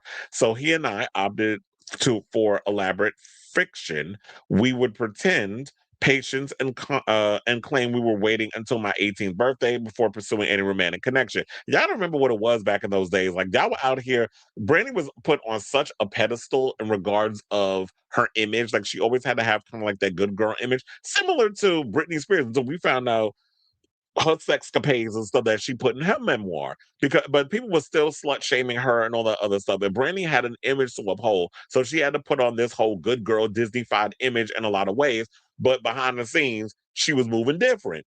And to have some girl who was very much polished and Disney-fied being caught up in a scandal at 16 with a man who was 23 years old, her career would have been over. So in those days, even though they were pushing sex and pushing all these things, you had to kind of maintain this whole conservative image in order to get by, especially the way this power hungry and just hungry in general media treats celebrities. Now, eventually, Brandy and Morris increasingly said that Morris increasingly became critical of her, comparing her to other hit R&B singers, namely Mariah Carey, his One Sweet Day duet partner. He was also increasingly hard to track down, and she was required to page him prior to calling. Child, he was out here creeping because I'm like, damn, you was really treating her like, you're my little secret. That's how we should keep it. Like, you was literally out here treating her like an escape song, like she was a big old secret. They said he was also, as I said before, he was also increasingly hard to track down, and she was required to page him prior to calling. Their relationship ended when Morris confessed to multiple infidelities. Brandy claimed she caught him with an assistant, saying, quote, the shame ends here. The silence ends here, she adds, of coming to terms with the feeling that she was manipulated into and throughout the relationship. I was not a fast girl with a crush. I was not a dramatic teenager who couldn't handle rejection. I was not an unstable, obsessive fan. I was a child and he was an adult, and it's time the world understood the difference. I was 60 years old dealing with the infidelity of a grown man who I believe had pursued me, took my innocence, and was now revealing he had been faithful, or he had not been faithful. I may have been young, but I was wise enough to know I had been played, and that wasn't love. So kudos to her for telling her story, especially when people like Wanya have been running around on all these different, like on Instagram Live and The Breakfast Club and so many other conglomerates, and getting to tell his side of the story regarding Brandy. And so many men have been able to have this sort of narrative about her. And even Shine was coming on and say, but then on the other hand, like to get to the Shine part, does Brandy have this thing about her where she wants to present a certain narrative about herself in regarding relationships because she's been perceived a certain way for so long? So for her to go, for it to be exposed that she was getting around allegedly by messing with Wanye, Kobe Bryant, Mace, Shine, so many different people that allegedly she's been hooked up with, and then maybe the baby father, which I got all the big highlights of that coming up in a second. But it's like, on one hand, I applaud her for telling her story, but on the other hand, I know people are going to be looking at her a certain way because they feel like, were you a victim in all this, or was it that you knew what you were getting yourself into? But then again, when you're 16 years old and a girl's frontal lobe hasn't fully developed, a lot of young people think they know what love is, being madly in love with somebody, being in a relationship, when it's like, you're young. These are feelings, you're dealing with, a shift in your hormones and all that other stuff. So you think you know what you're doing, but you really don't. And then you have grown ass men who know better, who they see how naive and young and wet behind the ears you are, and how he did say he took on a mentor role in regards of her and her career. So she's all in love, got these big old glossy rose-colored glasses on, puppy dog eyes, salivating them out, like just agreeing with everything he got. He got her hypnotized or possibly dickmatized. And a lot of these young people, we've all been there when we're young and impressionable, and we think we know every damn thing. We think we grown. And then you realize you've been used and manipulated. Because trust me, when I was Brandy age, I was out here running behind grown-ass men old enough to know better. But when you young and you horny and you think you grown, you going to do all the things you shouldn't be out here in these streets doing. And believe me, I was dipping it and doing it before I came to my damn senses. Now, to continue on with the rest of the situation, let's get into, so Wanda, you nasty, you a mess. And I know you were trying to clean up, make yourself look a little more human in this whole situation, or not like what you was doing was wrong and pedophilia, as the Gen Zers will look at it. But I feel like you're probably going to get a lot of smoke now that Brandy released his book. Now, speaking of the book, let's get into the rest of the tea, because we got a lot more bombshell that came out regarding the situation. So let's get into some of the highlights, because she talks about, she basically said this. My life has not been perfect, but I've been able to navigate and heal and do things that I've loved to do in my life. This is what she told Variety ahead of the release of the memoir. She said, I went through a lot, but I'm here and want to be an example of resilience to tell my stories. So yeah, she talks about from her, her earlier days finding her range in church, much like her idol, the late Whitney Houston, to performing at the Grammys. The singer and actress born Brandy Norwood unpacks her inspiring career, including the inevitable frustrations and disappointments since she first broke out as a teen star on Moesha. Now, along the way, she navigated a tricky dynamic with her brother Ray J and felt the ultimate joy when she welcomed her now 23-year-old daughter, Sarah. And then she talks about the mournation of people who were important figures in her life, such as Aaliyah and Whitney Houston, and even talked about the 2006 car crash that left another driver unalived. So let's get into the biggest revelations from the book. So one of the things they talk about is how she felt about Moesha getting canceled in 2001. They said she had mixed feelings when her UPN sitcom Moesha was canceled in 2001 after 6 seasons. She wrote in her memoir Phases that she was gutted to lose her on-set family, but at the same time I was free because, as the now 47-year-old noted in the book, by season 5 she hated the character she was playing, the way she always had the right answer, the way she judged everyone. Oh yeah, everybody used to get mad at her, like she was so judgmental and used to always be a know-it-all. But if you look back on the show now, you would hate Moesha, but back then we was living for the show and she was a busybody. She said, I didn't recognize myself in her anymore. Looking at her on the page was like staring into a funhouse mirror. Still, Moesha fans were heartbroken. They deserved a proper goodbye, closure. We all did. But here's the thing about unfinished stories. They live forever in possibility. I tried not to dwell on what could have happened or what we should have done differently. But of course, I've imagined where Moesha might have gone next. By now knowing her, she was probably running her own media empire. Well, Lord, don't give them no ideas to want to possibly do like a sequel, requel, whatever you want to call it, like similar to Malcolm in the Middle or Buffy or any of these other shows that y'all trying to come out and do a sequel to. Now she also set the record straight about her feud with Monica, because y'all know they went on the Boys Mind tour and all that other stuff. But there's always been talks over the years that these two didn't like each other. Now, despite the feud narrative that preceded their collaboration, solidarity isn't a story the industry wants to sell. Brandy wrote that she immediately thought of Monica to join forces with On the Boy Is Mine, their smash hit 1998 duet. They had an incredible time creating together, she wrote. In turn, Brandy was crushed when Monica recut her vocal with producer Dallas Austin, but she also understood. Then, without warning, Arista Records head child, this queen, Clive Davis, announced Monica's album would be called The Boy Is Mine, which to Brandy felt like a calculated move to claim ownership of the song, the very thing the lyrics protested against. The now dueling album releases poured kerosene on the flames of our supposed feud, Brandy wrote. I blame Monica before I knew the full story. Neither of us truly wielded much power in those days. That's always been the case when it comes to like groups or girl groups or female artists. There's always the labels that like to create this rivalry where they want to pit girls against each other, and us as fans, we eat it up. We gotta choose a side. We team Brandy, team Monica, or whatever. But it's the labels, particularly messy ass Clive, who like to start these messes and stuff. Well, I'm gonna call the album "The Boy Is Mine." You can't call an album after a song that I presented to your artist to help to co-record on. How you gonna call it that your album?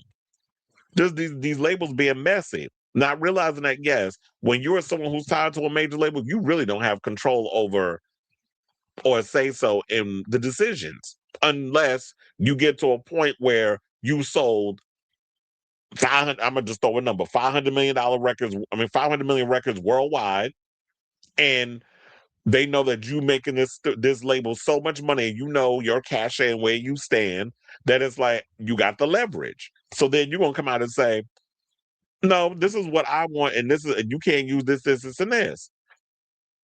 Then it gets to that point. So now they also said when they were invited to perform in the Tonight Show, Monica had a scheduling conflict and Brandy sang both parts.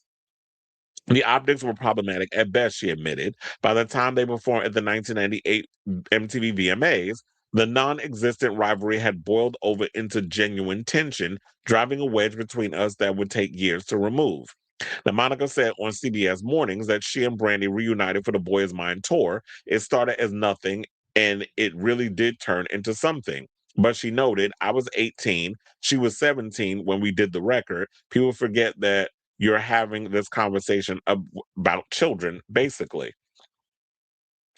And you also got to think, it's like, yeah, with all that stuff going on, nobody's communicating with each other. It's going to become a bigger thing. And I feel like, in a way, if you really think about it, the Boy Is Mine tour was them to basically take back the narrative that the label had created between these two girls, in regards of trying to create this fake rivalry because they want to sell records. And because Brandy is the biggest star in R&B, you need to have a rival. They do it with the rap girls too. So then they also got into why she lied about being married to her daughter's father. Now, when Brandy got pregnant with her and music producer Robert Big Bert Smith's daughter, Sarah, in 2001, Robert suggested that they tell people they were married, if asked. She said, I understood it. The good girl narrative had been stitched into my, didn't I mention that earlier? Had been stitched into my public persona, demanded a specific sequence, marriage first, then motherhood, when Brandy got pregnant. At the time, telling that one little white lie seemed so harmless. Later, when the romantic love between us began to fade, after Sarah was born in June of 2002, Brandy truly believed we could transition back into friendship without scars. Instead, Robert went on, Wendy Williams, how you doing? And said we had fabricated our marriage to protect my pristine image. More, even though he the one that told her to go along with that, with the lie. Now, moreover, Brandy recalled he said I had been the other woman, that he had reconnected with his girlfriend who was now carrying his child, and most devastating of all, that the entire charade had been orchestrated by my mother. Robert now shares 5 kids with wife. How do you say?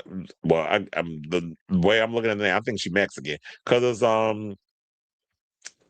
think her name is pronounced Shotil. Which is similar to that young girl that was in. Damn, what was she play? I think she played. I can't remember her name, but she was on Dancing with the Stars, and she also was in one of the superhero. What was it? I think it was. Oh my God, that is escaping me. The superhero film with Doctor Strange, the last one, the Multiverse of Madness, the little Spanish girl that had a little LGBT button.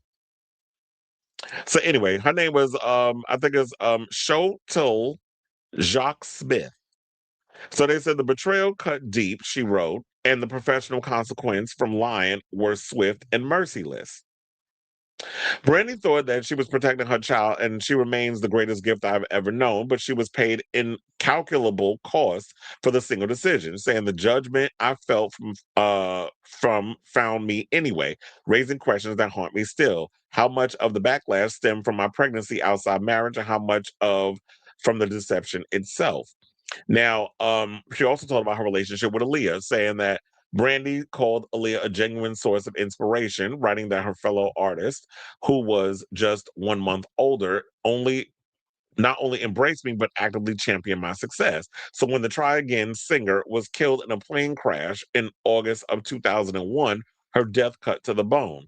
She wasn't just a peer and a friend, she was a kindred spirit. After navigating the same rocky waters of fame as teenagers, we had just really started coming into ourselves as women. Yeah, and I still remember like it was yesterday when Aaliyah passed. So, and that one still hurts because she was like one of my favorite singers back in those days. And that's why I understand like when Brandy did Aphrodisiac, that was like I feel like in a way her homage to Aaliyah in so many ways. Which I think she mentions her in that song Sadiddy. So, and that was a good record. That was kind of like her Madonna Hard Candy record. Whereas like it was the production pretty much overshadowed everything else with the record, the substance, the lyrics, and all that stuff. Now, Brandy also started to believe she was a reckless. Let's get into the car stuff, the car accident. In December 2006, Brandy was involved in a 4-vehicle crash in a Los Angeles freeway in which a 48-year-old woman was unalived. A year later, the LA City Attorney's Office opted to not charge Brandy with vehicular manslaughter, citing insufficient evidence to convict beyond a reasonable doubt. Meanwhile, Brandy barely left her house for months, finding it easier to hide than to face the world. When the deceased woman's family filed a $50 million wrongful death lawsuit against her, Brandy wrote, "I understood the need for someone to blame. They needed resolution, compensation, some symbol of justice in a situation that offered none. Now, eventually," she continued, "claims were settled. No charges were filed against me. But by then, the guilt had already calcified into my soul, hardening into something permanent and unmovable. The stage, usually her refuge, became a torture chamber. The applause felt brittle, insincere. Sleep became the only true escape." So here's what she wrote. Now, she said that when the existence is defined by how the world sees you, your own thoughts, your very sense of self becomes clouded by the opinions of strangers. And I began to believe I was the awful, reckless monster the internet and thus the world believed me to be. Brandy cited then 4-year-old Sarah for giving her the will to keep going, explaining, "I would rise again for her, always for her." The grief never left, Brandy reflected, but it softened, it made room. I stopped asking it to go away. Now, so we got 2 more, and then we finally, because this is a lot they breaking down. There's a lot in this book. Now she reveals, here's what she revealed in her final conversation with Whitney Houston. Now, Brandy saw Whitney the day before the singer passed away in February of 2012, as the Cinderella co-stars were supposed to perform together at Clive Davis's annual pre-Grammys party. Whitney gave her a note at the time, the contents of which Brandy chooses to keep private, explaining, "I want to keep some small piece of our bond untouched by the world." But they also spoke that night on the phone for 3 precious hours, Brandy wrote, revealing that she confessed the crushing pressure that was suffocating my career, the paralyzing fear that I would never recapture the magic of my earlier success, that I was becoming a relic. Whitney scattered baby and sweetie throughout her sentences like musical notes as she returned every topic, no matter how dark, back to faith. Brandy continued.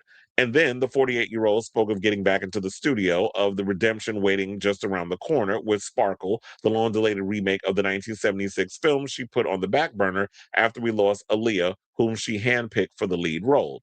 The next night at Clive's gala, which turned into a tribute to Whitney, Brandy wrote, "Monica and I clung to each other throughout the nightmarish evening, our shared grief forging a bond stronger than any hit record ever could. We made a tear-soaked promise to keep Whitney's memory alive, to honor her legacy through our own voices, and never let the world forget that what real talent coupled with real pain looked like." Now, last but certainly not least, let's get into her relationship with Ray J, where she said that she basically had guilt over the fact that Ray J wasn't as successful as she was. Now, Brandy and Ray J have always been each other's compass, she wrote, pointing true north to the world spins chaotic, and we still are. As far as she's concerned, her 45-year-old brother, born William Ray Norwood Jr., didn't get the flowers he deserved. So there's a particular kind of heartache that comes from watching someone you love be overlooked, Brandy wrote, referring to the lackluster sales of Ray J's 1997 debut, Everything You Want. It cuts deeper than your own disappointments, burns hotter than your own failures. She continued, "I began to wonder if my success had inadvertently cast a shadow over him, if Brandy's brother had become both his introduction and his limitation. But according to Brandy, this does not cause a rivalry between them, saying Ray and I never subscribed to that narrative," she wrote. "We'd hear stories about famous siblings tearing each other apart, like Hillary and Haley Duff, over record releases and film opportunities, and we shake our heads in disbelief. That darkness never found purchase between us.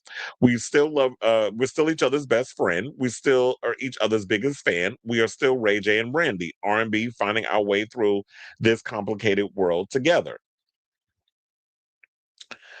Now, Ray J, who shared in January that he was recovering from a near-fatal heart issue, said on July 2025 episode of the Drop the Low podcast, never heard of that one, that he loves his sister, but claimed he was an embarrassment to her and their parents due to his public persona. And he was like, "I got to do me, you know." But here's the thing with Brandy, and I understand she probably has I'll call it survivor's guilt in that way because she was the more successful member of the Norwood family, and he basically is Ray J.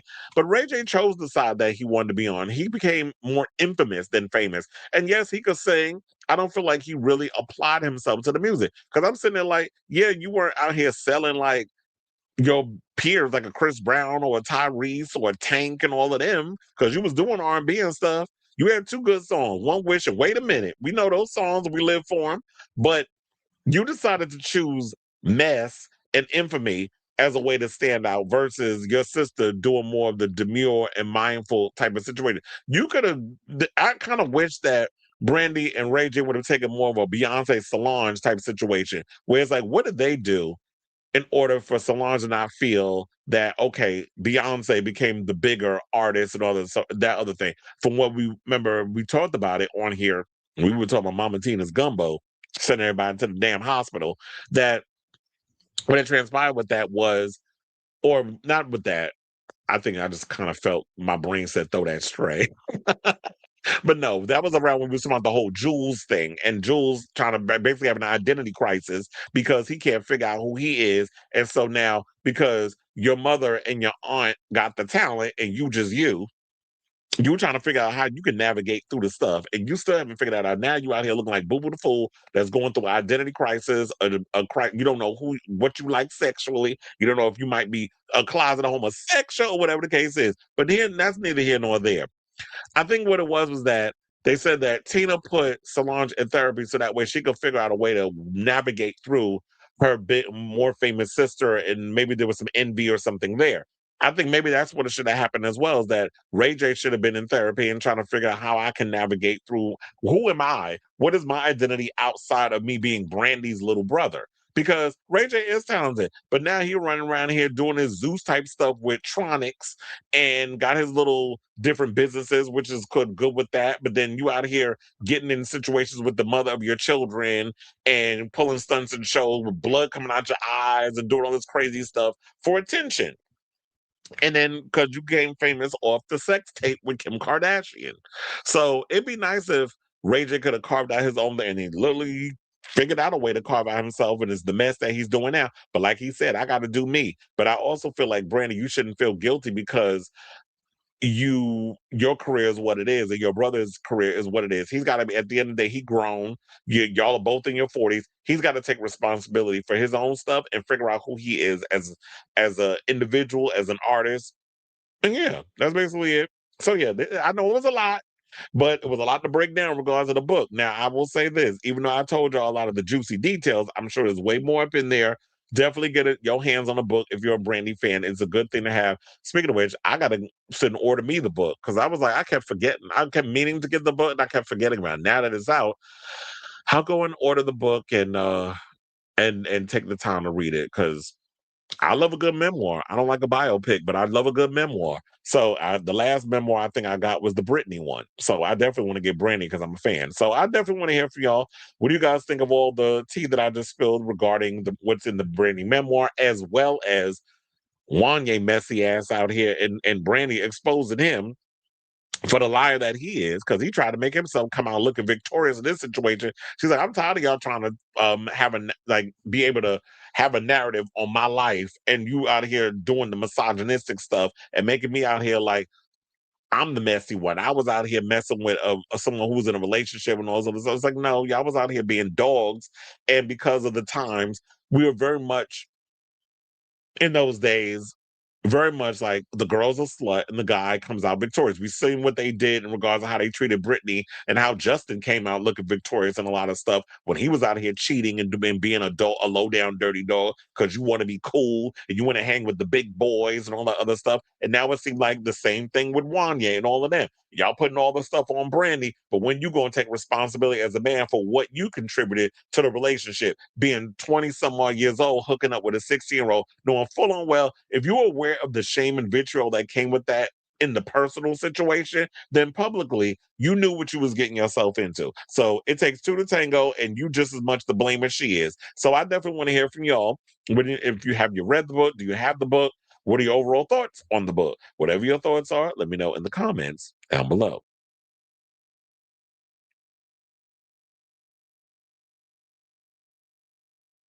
Well, I got to scroll on up because it's a lot of comments.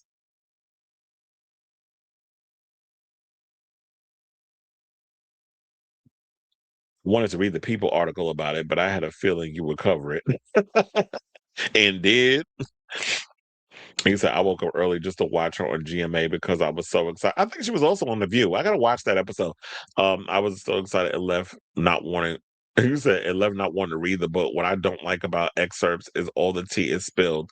Yeah, that's another thing that I've been noticing too. Is like with us bloggers and people going on the shows and stuff, and you start revealing so much stuff. It's like, is there a point of owning the book? I think people just want to have the book just for the sake of having it. If you're a fan of the artist, you want to be able to have the book in your presence. And so I think that's usually why it is, because that's why I got the Britney book. Even though I knew all the juicy details, I bought the book because I just want to say that I had the book. So I think that's the way I look at it. And then you want to read it in your own words instead of reading the excerpts, because I'm sure it's way more details instead of just me giving you the cliff notes. I was going to watch Brandy on The View as well, but got carried away with the book I was reading and forgot about it. It's not like I missed much. She's been repeating herself. Well, that's because that's how a lot of these linear TV type shows are. It's the same questions asked to all these different places, and you're literally spending time repeating yourself. That's why it's always interesting when they go on like these podcasts or whatever, because then they can go a little deeper. But when you only have a segment where they're going to interview you for 5 minutes, that's basically all you're getting. It's like, well, damn, I want more. But our advertisers are more important than what Brandy got to say, because that's the way a lot of these shows are.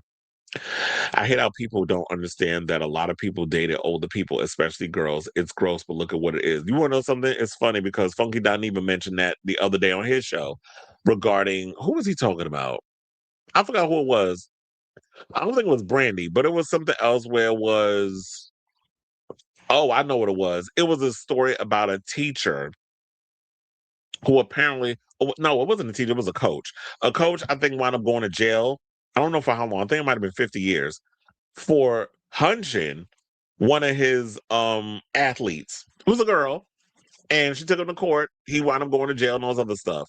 And he was saying, like, down in Miami, child, it ain't just in Miami, it was in New York too, that a lot of teenagers were hunching the teachers, the coaches, and the guards. Trust to believe, I was underage having sex with a lot of grown ass men too, and I should have known better. I told you a story about this big old muscular black man that saw me on the street, said, "Is your name Michael?" And all of a sudden, we wound up going to a hotel on, I forget where, it might have been 42nd Street. Oh no, it was 14th Street, because that's the stroll.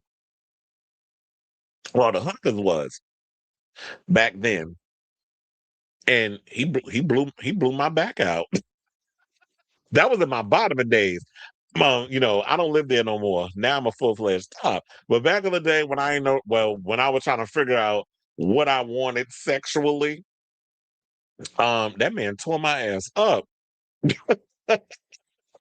And that was me in those days. So it's like, I'm not joking. I don't want to make jokes about it. There's no woe is me. I guess you gotta laugh it off or whatever. But yeah, when I was young, I was hot in the behind. I was out here pursuing grown ass men. And trying to but of course at the same time the men should have known better. And it was about, it was at the end of the day, it's, you get in those situations where it's about a squirrel trying to get a nut. And so yeah, back in those days, and I'm sure it's not even back in the days, it's still happening, where a lot of people dated older people or hooked up with older people in those days, especially in the 90s. Trust and believe. I mean, we could talk about it now. I mean, is it right on paper? No, but we was out there dipping it and doing it. We wasn't supposed to be. What do people not get at this point? It's safe to assume most, if not all, child entertainers were sexually exploited by older figures working with them. Absolutely. There's a lot of it going on, boys and girls, especially in those days. Kids don't know no better. They're naive. Parents are trying to trusted their kids being left with certain people. Like we saw the Nickelodeon thing. So yeah. Do you think if Beyonce dropped Lemonade today, she would accuse Kim of infidelity? No, probably not. That's why it worked the way it worked back then. Especially the household names. They don't even need to say it at this point. Just like most big name rapper. Child, that's another conversation for a whole nother day. Like, it's an unspoken rule. Yeah, a lot of them are in the closet. Is it just me, or was he sounding a bit like R. Kelly with his justification? Definitely, there was a lot of that. It was definitely giving pedophilia tease. So she was dating this man when she met Whitney at the Kids' Choice Award.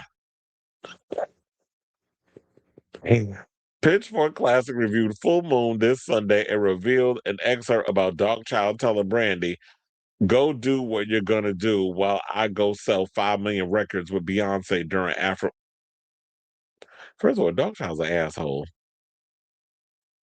And still big, and still a fat bitch. He said he knew he was wrong because he lied about the ages. Absolutely. When y'all got to lie about your situation, when you can't sit and be out the closet with your relationship, there is a sense of shame around it. I believe Brandy and her family comes from the same Christian background, probably because they're from Mississippi, and the repression likely fueled a need to express, shall we say, one maturing nature to the point of going wild. My thing is this: wasn't her father? What is Brandy a PK? I think her father was a pastor or something or another in Mississippi before they moved, and they wanted, and pursued the dream of Brandy being a singer, an actor, or whatever. Then they moved to Hollywood, that sort of thing. I believe that they were similar to the Braxtons, where they were heavily into the church, and then you heard how fast them daughters were. And as always that case, a lot of times these preachers' kids be sexually repressed. Express yourself, don't repress yourself, in the words of Madonna.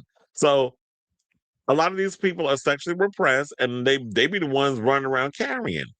Those are the ones you got to watch out for, not the fast ones. You got to watch out for the little sneaky ones, the ones that present themselves as like these good girls or whatever. Okay, look, we were just talking about Kristi, Noem, and her husband. This whole image that y'all try to perpetuate, y'all be the biggest damn freaks. She was asked about a Moesha reboot on GMA. She said she would be open to it as a face reader. I could tell she wasn't so sure about it. Yeah, that's why I said everything don't need a reboot. Everything. Look, I haven't even watched the whole Malcolm in the Middle reboot. This is like some things I just feel like for my generation, leave it alone. Everything don't need a revival. That's what we got the old episodes. I could just go back for nostalgia's sake and just watch the old episodes. That's the good thing about streaming services. All the old shows is on there, like X-Files. They rebooting that, which I'll watch when it come on. But if I want to watch old episodes of the X-Files, I'll just jump on the line, I believe Hulu, and just put it on and watch it. Was the Brandy thing meant to be before Lizzo? Because if you read the schedule of events, Brandy isn't even mentioned. She's not. Well, I may have to put that up in there because I might have made a mistake. Oh, excuse me. And I put in there, that's happened before where I've done a story and I forgot to put the story in there. That happened in the last thing with the Sarah Michelle Gellar thing and Andy Cohen. The first time I heard about Brandy Crash is when T.S. Madison and Jasmine Masters made jokes about it. Looking at her career, that kind of was the nail in the coffin for her good girl image. I thought the good girl image nail in the coffin may have happened when she lied about being married. I think that's when it started. Because remember, she had the reality show. I don't know if you remember that. But yeah, she had a reality show around, her being pregnant and having the baby. I think it's because it was at the height of Teen Mom and all the stuff that was on MTV. So we're trying to perpetuate this image that she was, married to the producer and having the kid when it was all, in the words of Carly Red, it was all a lie. Makes me sad how Brandy did manifest her worries into reality and became a relic in time for the 90s and early 2000s. Admittedly, I'm not crazy over any of her music after 2006. Yeah, because Aphrodisiac was good, but then and Human was all right. But I feel like after Aphrodisiac, the music started kind of was on a decline for me. I don't feel like Brandy was capturing that spark. Full Moon will always be like my Mount Rushmore of Brandy albums. I'm trying to think. If we were talking about 90s and 2000s, whose albums will be on the Mount Rushmore of like albums we put on? Let me think. I'll put Brandy's Aphrodisiac on there. No, not Aphrodisiac. I'll put Brandy's Full Moon on there. I'll put Aaliyah's One in a Million. We need two more. I'll put Beyonce's Lemonade. Damn it, I need one more. Who else? I wasn't a Monica girl, so I'm not picking one of her albums. But I need one more. If y'all can help me with one more R&B record that we got to put on Mount Rushmore, throw it in the chat. But those are my three. We just need one more. I'll let y'all decide which one. We'll probably alternate the four. Like one will get a week, and then we'll switch it out, put another one in the next week, so they'll have the alternative. But those are my three. Y'all pick the fourth. He said I'm conflicted on whether I should buy the book. Maybe I'll read it if I find a free PNG. There you go. Like I said, most excerpts. Oh, wait, let's put Pink's debut album, Can't Take Me Home. That's me being messy. No, we don't. We're not gonna put that one. Most excerpts, because Pink don't like. She likes to pay that album dust. But you said most excerpts cover the most salacious parts, but not necessarily the most interesting parts. Absolutely. Because remember, when they was putting out the most salacious stuff about Britney's book, there was way more juice that was in the book when I read it. Same thing with Mariah Carey's memoir. Well, technically, I listened to that memoir. I remember I was listening to that book all the time. I was in the laundromat when I was living in Bushwick. At the time, I was in a laundromat listening to that album while I was doing my laundry. And you said most tiles will become bottoms when nature kills the getting hard and making it difficult to keep her. No, I was first of all. Wait, what? You said most tiles will become. First of all, sir, that is why they have medications that will help with that. Exactly. Yes, she was. I mean, that's when we first found out about that whole exposure regarding R. Kelly being a PDF file and had an affinity for underage girls. The car crash scandal hurt Brandy and her line about being married, but I blame her mother for forcing that black princess role. Not fucking an older black muscle man. Honey, let me tell you, that was a fine ass man too. And you said Rodney MAGA. Here we go. That waistline ain't MAGA.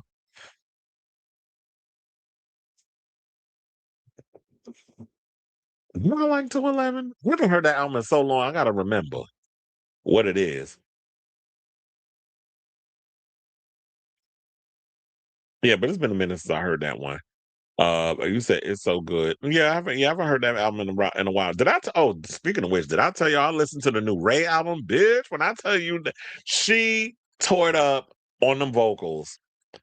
I am in love with this record. Let me tell you, shout out to all the women that's releasing new good music. First of all, this week, Slater released a banger. Love that album. Ray's album had me in a chokehold. I'm like, this lady is all the different genres, all the different vocals, and all. It was just giving me my life. So shout out to Ray. I'm living for this new album. She is it. She sings down. And if y'all not on the whole Ray train, y'all need to get on it. And now I'm looking forward to Jessie Ware's album because I need that album in my life too. But I think that comes out this month, if I'm not mistaken. I think, yeah, her album. Are we putting Demita Joe on the list of the Mount Rushmore? Yeah. Yeah, we'll put Mariah on there. I would have said, do we put Butterfly or do we put The Emancipation of Mimi? Because I do love that album. You said football was 2000s. We doing 90s, 2000s. Yeah, I said 90s, 2000s. I said the 90s, 2000s era. And you said my R&B Mount Rushmore, Young, Gifted, and Black, The Velvet Rope. But you know what? Let's put The Velvet Rope on there because I love that record. Nuh-uh, we not putting no damn glitter. Guess which tired ass music critic gave Reeves album 3. You better not say that old slanted-eyed bitch over there that's be a Taylor Swift fan. If you said that he could suck my dick from the back. Because I'm like, sir, you will not be up in here judging vocals when your fave can't even hit any of the notes that Ray just be doing in her warm-up session. So we're not going to do that, if that's what you're talking about. We're not going to talk about the one I just talked about. I wanted to hunch earlier. Not him. He said he bald and wears flannels. No, we're not putting no damn Demita Joe on no Mount Rushmore. No, we can't. We're not picking him. Don't say it was him that said it. What's his name? I forget that boy name.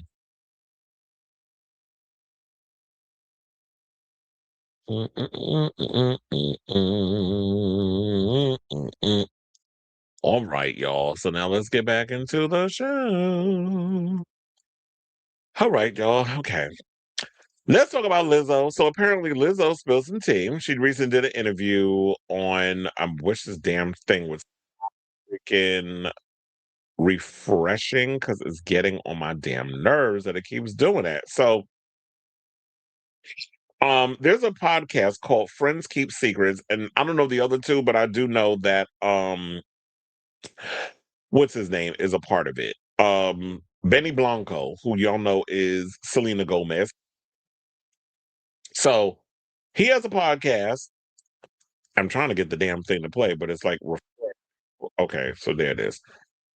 Because now I got to get to the clip. Okay, so I got it. So now that I'm done stalling, the singer basically, as in Lizzo, confessed that she was in her 30s before she lost her virginity, honoring a pact she made 2 decades earlier. So I do have that clip of her talking about it because she went on this podcast and basically revealed, she was like, yeah, I saved myself until I got a Grammy. I'd have been like, but sis, what if you would have been like the Nicki Minaj or R&B or whatever type of genre of music you doing, and you would have never got the Grammy? You would have been out here like not ever getting dick. I would have had to reconvene because I'm like, ain't no way. Ain't no way. In the words of Aretha on Auntie Riri. So yeah, let's play that clip and we're gonna come back and we're gonna talk. Please hold. I was a late bloomer. 26? It's so 28? I lied about it for a long time. Well, yeah, was it really? Can I just tell you the year? Mm-hmm. 2024. 2025. 2020. Oh, really? Isn't that crazy? Were you like really like building it up? Were you like excited about it? No, I wasn't even thinking about it. For me, it was like I just promised myself when I was younger that I wouldn't have sex until I won a Grammy. What? Oh my God, I love that. I know. Are you serious? I'm so dead ass. No way. Do you think you would have stuck to that? No, eventually you would have fucked had you not won the Grammy. That's good motivation. That's crazy. You should have said Did you fuck the night of the Grammys? If you did, that was definitely the best night of your life. Did you fuck the night of the Grammys? No. It was not the night of the Grammys, but it was. So when First of all, when you won a Grammy, you should have said, I was never gonna fuck until I won a Grammy. Thank God, who wants to fuck tonight? Like that's. Did you have to tell everyone that you were having? Like you're like, yeah, I had sex before. Like I used to lie. I used to lie. Yeah, I used to so lie. stressful. It was so embarrassing. Freshman year of college, I feel like lied. a weight off of my chest right now. There we go. Wait, let her tell the story of lying. Wait, and then I have a first question. When you won the Grammy, were you so excited to win the Grammy, but were you also like, I can't wait to have sex? No, I wasn't even thinking about that. Right. I didn't even know that it was in my cards. I wasn't even really set up for that. I was like, I really relate to the lying thing. Freshman year of college, they were like, hey, you're gonna fuck this weekend? I'm like, oh yeah, like it's gonna be nonstop. It was so embarrassing. I was in like a friend group of girls. We were all girling one night and it was just like, wait, Lizzo, are you a virgin? And I remember being like, no. I remember it was so embarrassing. I said, I love the D. I said that. It was so fucking embarrassing. I love the D. I love the D. I was like, I love the D, and it held me over for a little while. Really? But you right when you said I love the D, they were like, oh, she's good. We moved on. I had my first kiss at 21. What? I know. That is late. And it was. Wait, you had your first kiss at 21? You were focused on your career. I was no, y'all have no idea. So it was religious for me too. Like when we were teenagers at my church, we all made a pact that we wouldn't do anything before marriage. And then I was just so scared. Like nobody wanted to kiss me. Yeah. Nobody First kiss at 21 is crazy. Do you know? Like, were you like? It was like, terrible. how do you know I was what actually to do? Very upset about it. Yeah. Because it was like a New Year's Eve thing and he like forced it on me. Yeah. I was really mad. And I was like, my first kiss is ruined. I was so mad. My first kiss, I was the last guy of all my friend group to kiss a girl. The girls were huddled up and they were talking. They were like, just kiss Dave. And then I saw her being like, and there was all this chit chat about it. And then eventually after the chit chat, she was like, okay. And then I kissed her and I remember the feeling of the tongue on the tongue was overwhelming. It was gross. All right, so I feel like y'all pretty much got the gist. We don't need to get further into that. Otherwise, we'd be here watching the whole damn thing. So now, Lizzo, who's 37, she basically won her first Grammy in 2020. She took home 3 awards that night. Best Pop Solo Performance for Truth Hurts, Best Urban Contemporary Album, Deluxe Version of 'Cause I Love You, And Best Traditional R&B Performance for Jerome. Now, she didn't make good on her promise that night at the Grammys. They said it wasn't long after, but before she marked the milestone rite of passage, she said she lied about it for a long time. I feel a weight off my chest right now. And then it goes on to the whole religious thing, which I pretty much heard. And then they said since 2021, she's dated comedian Mike Wright, who she first met back in 2016 when the pair hosted the MTV music series Wonderland, but there was no sparks at the time. And said, I have a rule where it's like if I'm working with a guy, it's closed. So what's interesting to hear is like, yeah, I was gagging the fact when she said that she was a late bloomer. Like, you didn't get your kiss until you were like in your early 20s, and then you didn't have sex until a decade later, until you won like a Grammy or whatever. Like, that's crazy to me. But I guess in so many ways where maybe I don't want to be shady in that way, but I'm like, do y'all think maybe it was because even though Lizzo is a pretty girl, she may have had that whole ugly duckling thing because she really wasn't comfortable in her skin of who she was and being a big girl, whatever the case was. So she was like, you know what? I'm a singer. I have talent. I'm going to focus heavily on that in, as a way, as a distraction for me not getting caught up in running around with men, having sex, doing all these other things. So I'm just going to pour all of my energy into the music and becoming a star and the career and all that other stuff instead of being a freak like my friends from school. So shout out to you, Lizzo.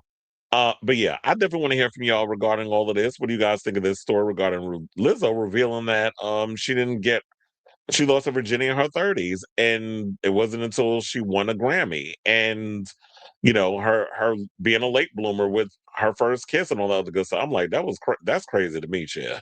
But everybody's different. Not everybody out here laying low and spreading it wide like how we was back in the day. So yeah, let me know what you guys think of this story in the comments down below.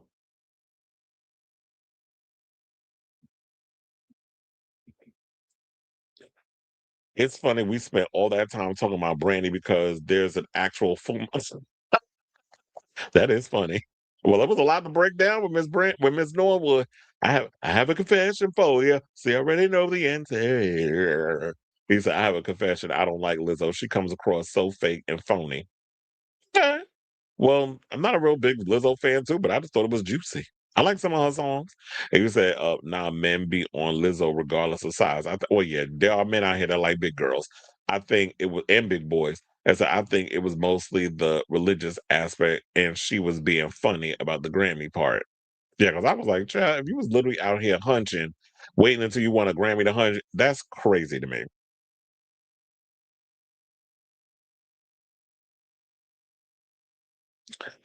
Okay, now let's get back into the show and let's talk about Tiger Woods.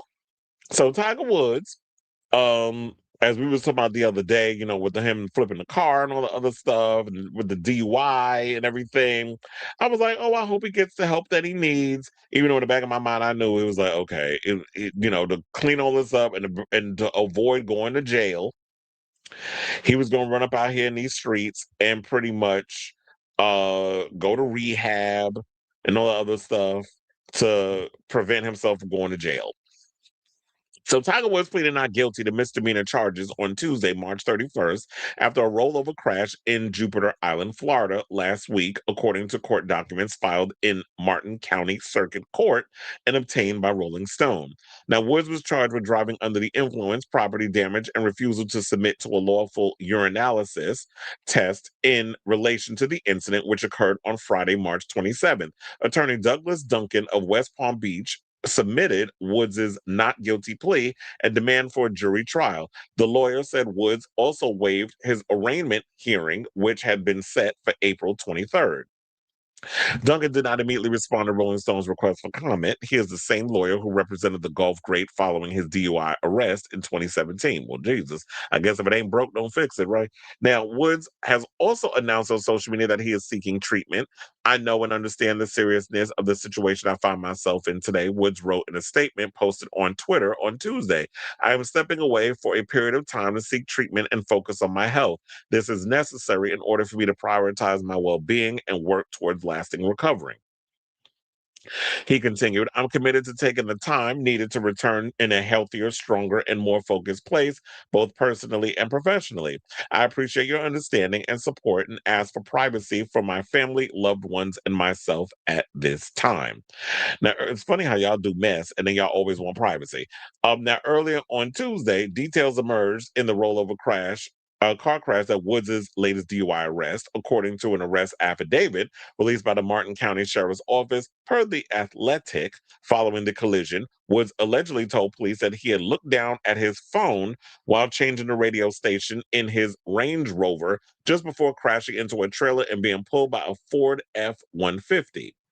The impact of the collision caused Woods' vehicle to roll over on its driver's side, leaving him pinned in his vehicle before being assisted by the driver of the Ford truck and another bystander. Neither Woods nor the other driver sustained serious injuries. Now, 2 hydrocodone pills were allegedly found in Woods' pants pocket, and he admitted to taking a few when questioned about his usage of prescription medicines. Woods complied with field sobriety exercises, but reportedly needed repeated instruction. Sound like Justin Timberlake. He insisted that he was not under the influence of alcohol, a claim which was backed up by his results, by the results of a breathalyzer test he underwent. So, he's got a painkiller addiction, which I believe that they've been saying that that's been going on for a while with him, that he pretty much has an addiction to painkillers. And I'm assuming that a lot of that is from where, remember that once upon a time, didn't he have like an injury or something or another? I think it was like the last car crash, he had ended up injured, and then I think he required surgery. So probably since then, he's had like a little painkiller addiction. And it's hard when you dealing with those hydrocodone pills or Percocets or whatever the case is. It's hard for people to wane themselves off those drugs. So I'm assuming that's what that is. Hopefully, with him going to rehab, this is just not a way for you to escape going, having to deal with the repercussions. Because, a lot of these celebrities, like y'all like to use rehab as a way to try to slither your way out of dealing with the real consequences of your actions. So I really hope that this is a move in the right direction, that you're actually going to the courts, well, not the courts, to go into rehab and doing what you need to do to get your life better, especially if you don't want to do it for you, whatever the case is. Well, now I won't say this because I feel like you should do it for you before anybody else. So do it for you and make sure you get your life together so that way you could be there for your children, because you have 2 teenage kids who need their father. And whatever else you need. And then just come to terms with the fact, because remember in the last story, we talked about the fact that Tiger Woods has had an issue coming to terms with being 50 years old. 50 years old. Like, he has a problem dealing with the fact that, he is, well, I guess when you're 40s, you're kind of seen as middle aged, even though a lot of people, I said a lot of people, I ain't say him, don't look middle aged because he look old. Them drugs are pretty much, life has hit you hard, sir. So, when you're 50 years old and you still haven't come to the fact that you still trying to be all youthful and everything, and you can be youthful in spirit, but there comes a point where you just got to grow up and not be trying to be out here doing all these irresponsible young people crap when you too old at your big age to be doing the foolishness. So hopefully you're doing what needs to be done to make your life and getting your life together. And I'm rooting for you, even though I don't be liking how you be leaning in certain situations, meaning the whole race thing and how you present yourself as a black man in America, because you be trying to act like your ass ain't black when you had a black daddy. And all of that aside, get better as a human being. So I say all this to say, what do you guys think of this story regarding Tiger Woods pleading not guilty after, the whole rollover crash, and them finding the hydrocodone pills on him. You ain't even have it in a damn bottle. You had it in your hand, in your pocket, willy-nilly. So you down in Percocets with lint all up in it. So let me know what you guys think. You ain't even have it in a tissue? So whatever your thoughts are on this matter, let me know your overall thoughts in the comments down below.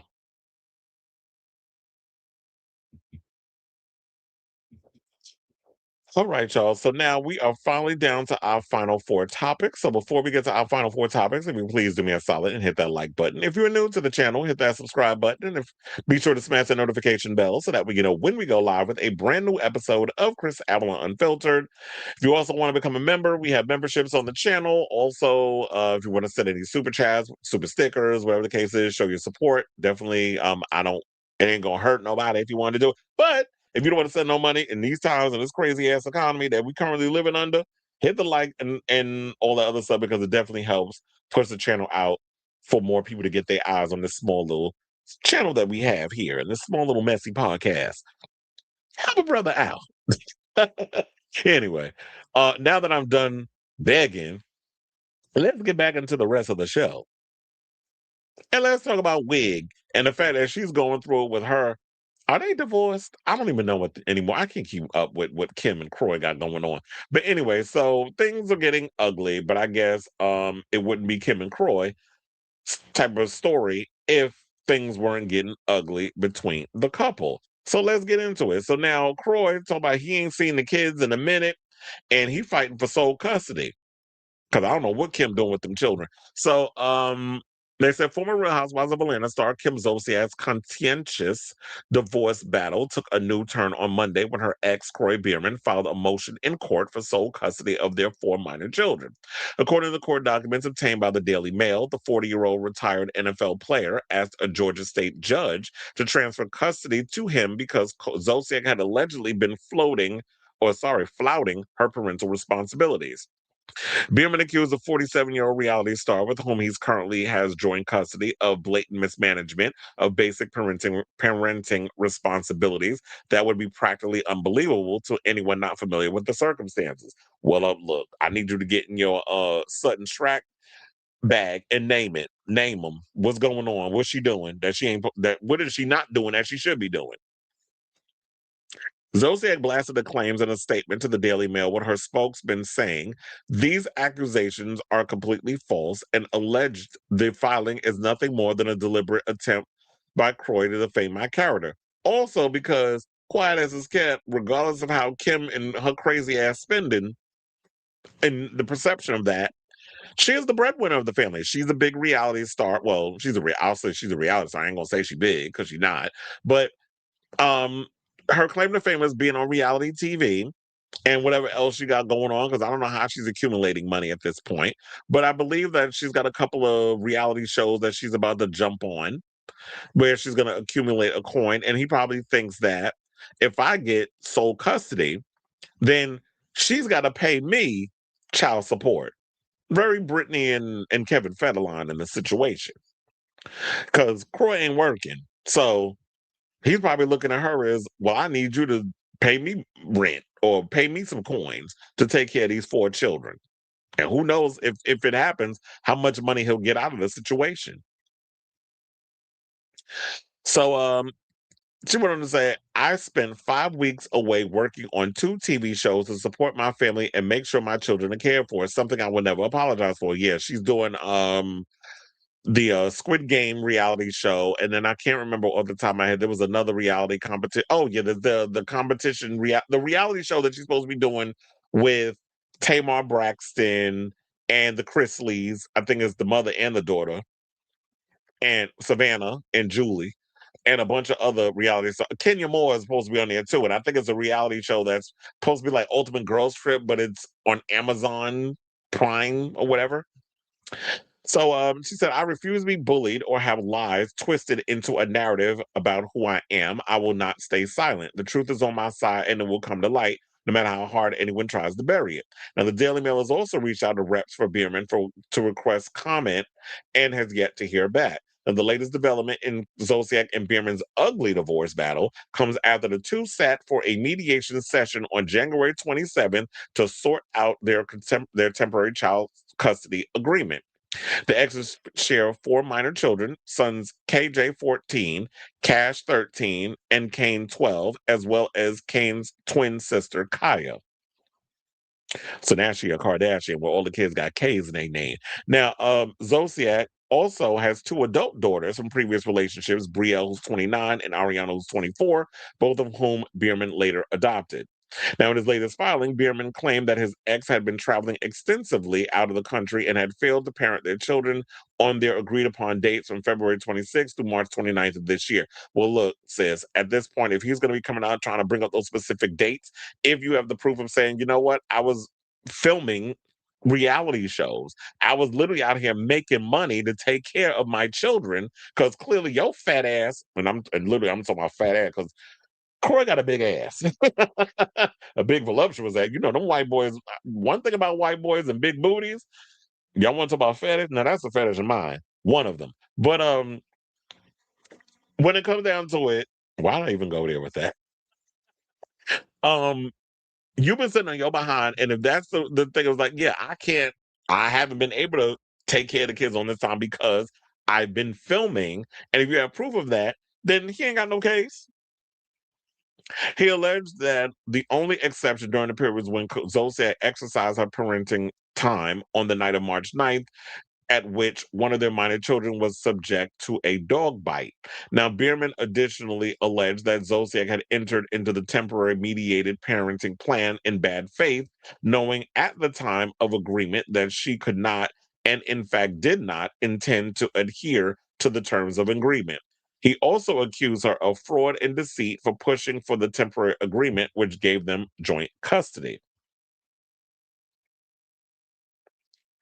Now, the former athlete alleged that when Zolciak was in the country and parenting on her assigned days, she had allowed their children to miss their scheduled therapy sessions. On top of that, Biermann claimed that his ex had failed to meet with her own therapist for the minimum required number of sessions, and he accused her of lying to the therapist. Now, respondents continued non-compliance with the safety plan directly jeopardizes the safety of the well-being of the minor children and renders the current temporary mediated parenting plan unworking. The contrary. Wait, what? Hold on.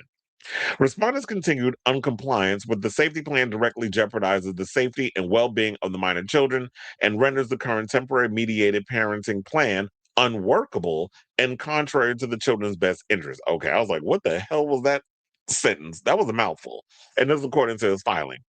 Now, Biermann claimed that he was ready to show through expert and witness testimony that Zolciak is both unstable and unfit as a custodial parent, and therefore he asked the court to immediately award him sole custody of their children. The couple has been separated since 2023 and has been in a lengthy divorce battle ever since August of that year. So they've been, child, y'all ain't divorced yet. It is 2026, and y'all about to be. This thing is about to go about as long as Bethany's with Jason Hoppy. Remember that one? That was a mess. I feel like she was caught up in a divorce with him for I think it lasted like 10 years. Hopefully it doesn't get bad to that point. That it lasts about as long as y'all been married.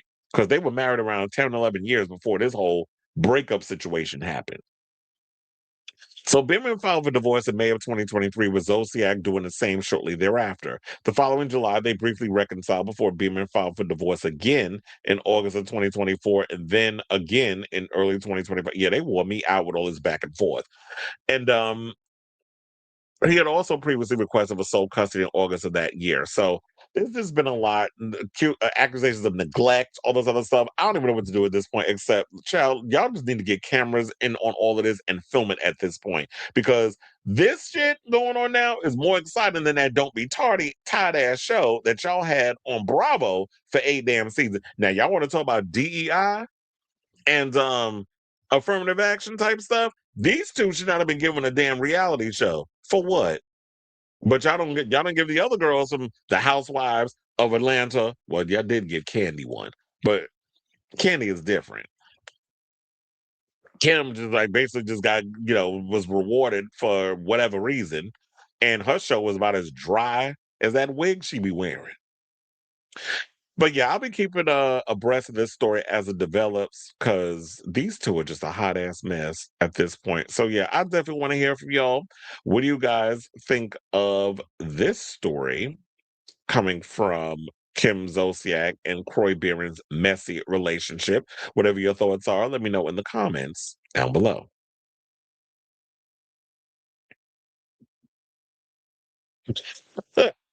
Not Tiger ain't shit. There was an article that there was a story that I was going to ask y'all, but I guess I could ask y'all and pass it, because I came across this from the Neighborhood Talk. So I want to pull this up. It's basically about the whole Druski situation, because I'm sure y'all heard the whole drama regarding Druski and him making fun of Erika Kirk. There's a drag performer, I can't not remember her name, that does the whole Erika Kirk parody thing. My friend David Laugh actually knows the queen that does her, and she's been running around I think she's doing like a comedy fundraiser thing with Marty Gould Cummings, and they all just doing like a mockery of the whole Republican Party. So I said, wait, what the hell happened to my phone? All of a sudden it's on like the calendar and everything. Anyway, so there was something I came across in the whole Druski thing, but then of course Matt Rife over plasticized, and that's somebody need to lay off the damn surgery.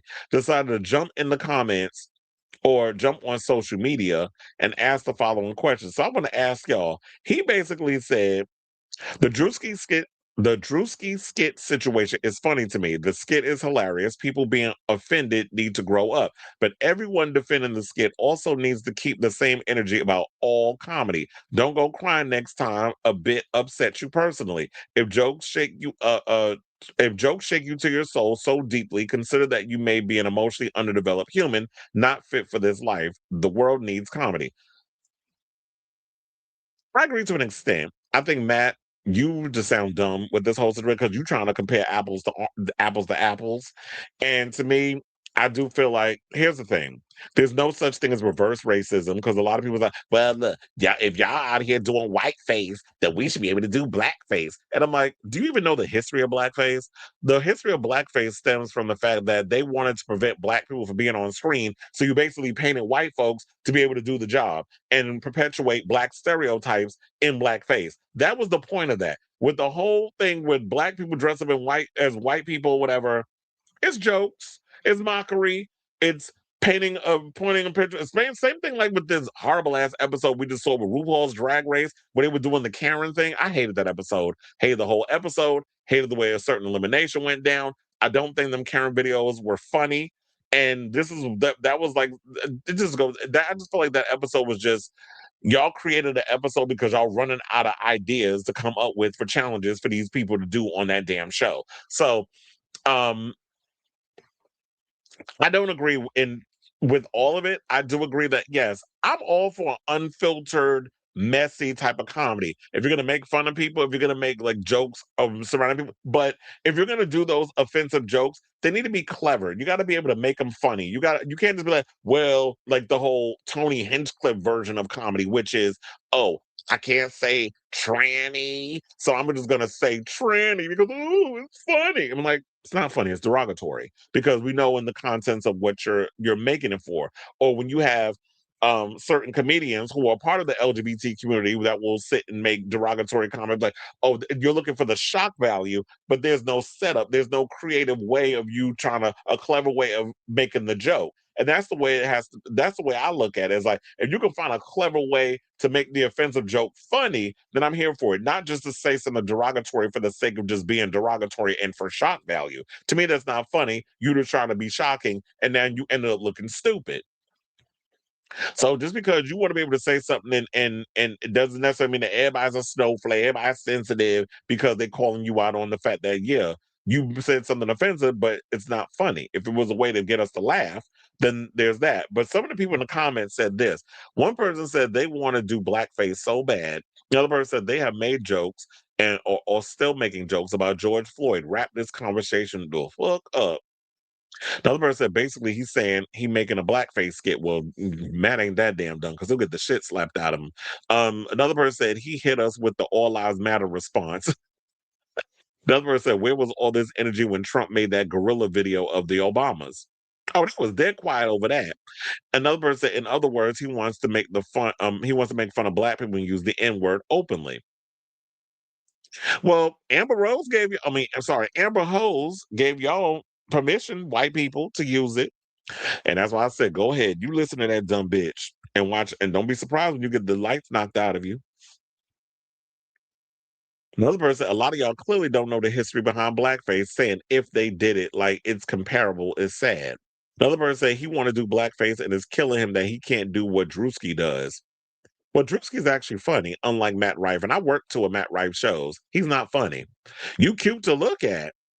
And I think he's funny when he does the banter. I feel like Matt Rife is strongest when he does the off-the-cuff banter with the audience. I feel like maybe he just needs to focus his show on that. That's his strength. When he goes in and he'll have conversations with people in the audience and ask them questions and all this other stuff, and he's able to come up with funny stuff off the cuff. That's when he's funny. When he tries to do regular stand-up, the jokes ain't there. Because I remember I worked his show, and I'm sitting there like, oh my God, this show, when is it over? So Kristi Stefano was funnier than him. And I just worked his show because he just did a charity event, I told you, for us, but the NYPD had me cracking up. Especially the joke he told about Indian cops. When he said that, I was like, oh my God. But anyway, he said last week's episode of Drag Race is the worst rated episode, I believe it, of the show, excluding global. Yeah, that was a horrible season. The season just keeps getting pied in the face. I just looked up Matt Rife on YouTube. I haven't heard of this man since he was on Wild 'N Out putting hands on Zayn. So y'all probably heard him, but yeah, he was like he was on Wild 'N Out. He blew up on Facebook and TikTok. I remember there was like little clips that was floating around. I had people that was sending me clips of some of the stuff he was saying, and it was pretty funny. But then he blew up and started selling out arenas. I remember he did a couple of nights at Madison Square Garden. And I worked a couple of those shows. But yeah, so that's how I kind of feel on it, is the fact that all comedy ain't the same. So for you to sit up and say, well, yeah, y'all don't, I mean, if you can't get mad because a black man did the whole whiteface, you can't get mad if a white person does blackface. Black people have always been at the expense of other people when it comes to things. And we know the history of blackface, so it's not the same. And white people want to be oppressed so bad. Y'all want to be ostracized. Y'all want to know what that's like to be discriminated against. But you've always had the red carpet in the world. It's been your oyster. The red carpet's been rolled out to y'all since birth. So the way y'all be out here trying to experience discrimination and ostracification or whatever the case is, y'all never going to experience that. So no matter how hard y'all try to colonize other people's identities for your own. So that's all I got to say on that. But I definitely want to hear from y'all what you guys think of that in regards of what Matt Rife said. Do you agree? Do you disagree? Let me know in the comments down below.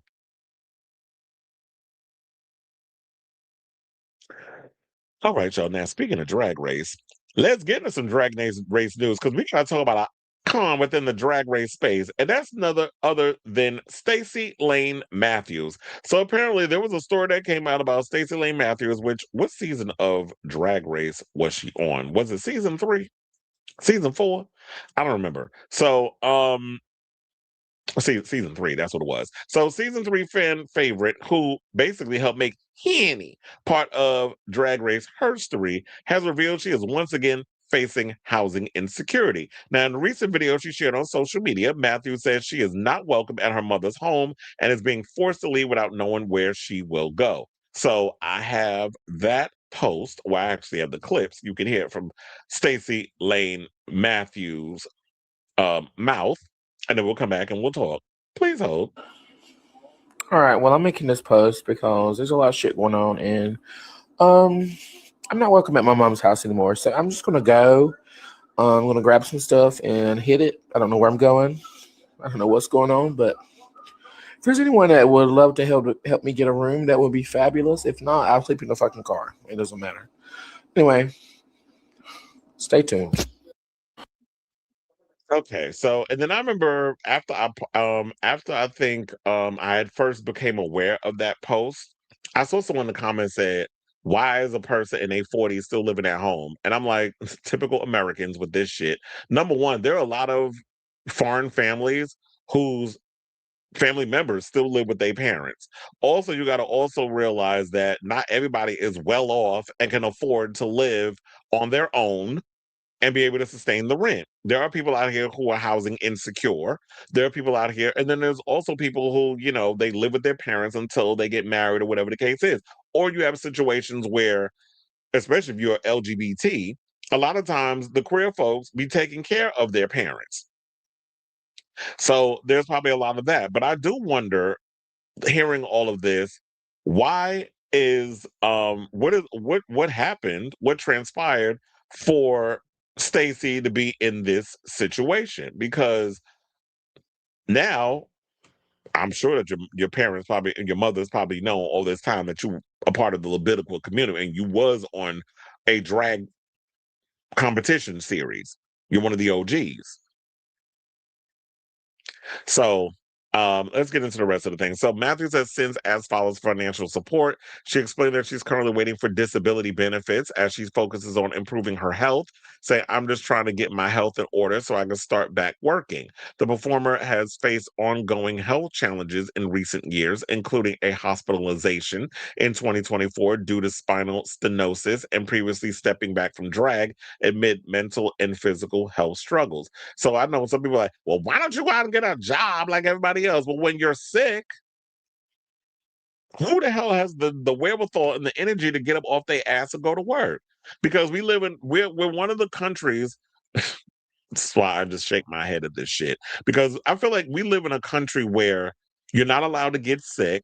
They want to work you to the bone. Like, even though technically we aren't slaves working in the fields for massa, I do feel like a lot of times in the workforce, they want you to work 40 to 60 hours a week, double job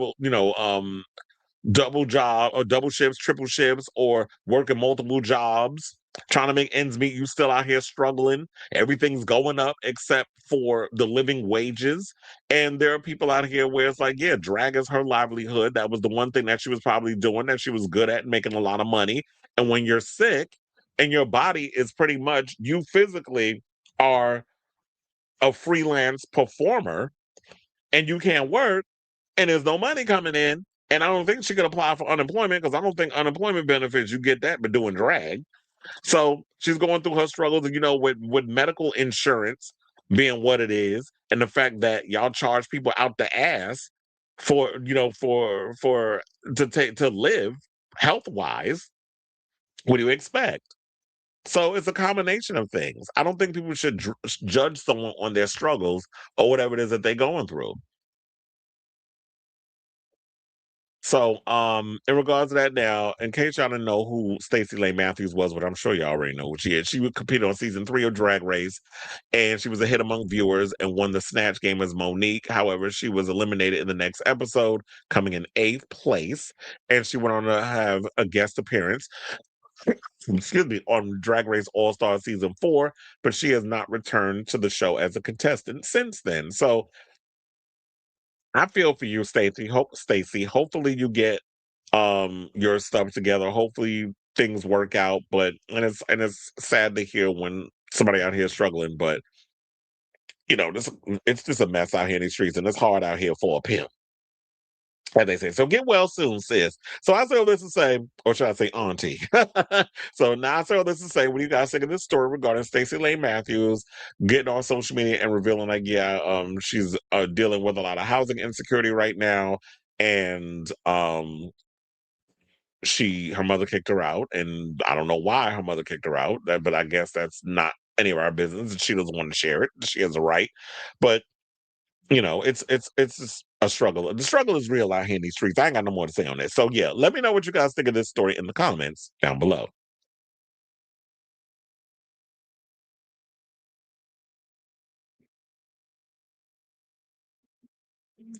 Yes, I like Matt Rife over his reels on Facebook, in which he banters with the audience, but his Netflix specials of sticking of stand-up are and I've seen that funny enough, one of his Netflix specials I was there for. That was one of the events that I had worked that was filmed for Netflix. I think they filmed it over 2 consecutive nights, if I'm not mistaken. But yeah, that special was not funny. And you having to hear them same jokes multiple times, I'm like, ugh. Season 3, I had a feeling this topic was about. I love Stacey's country accent, a real North Carolina queen. Nina Bonina Brown also lives with her parents, and she's 41. Well, you said 43.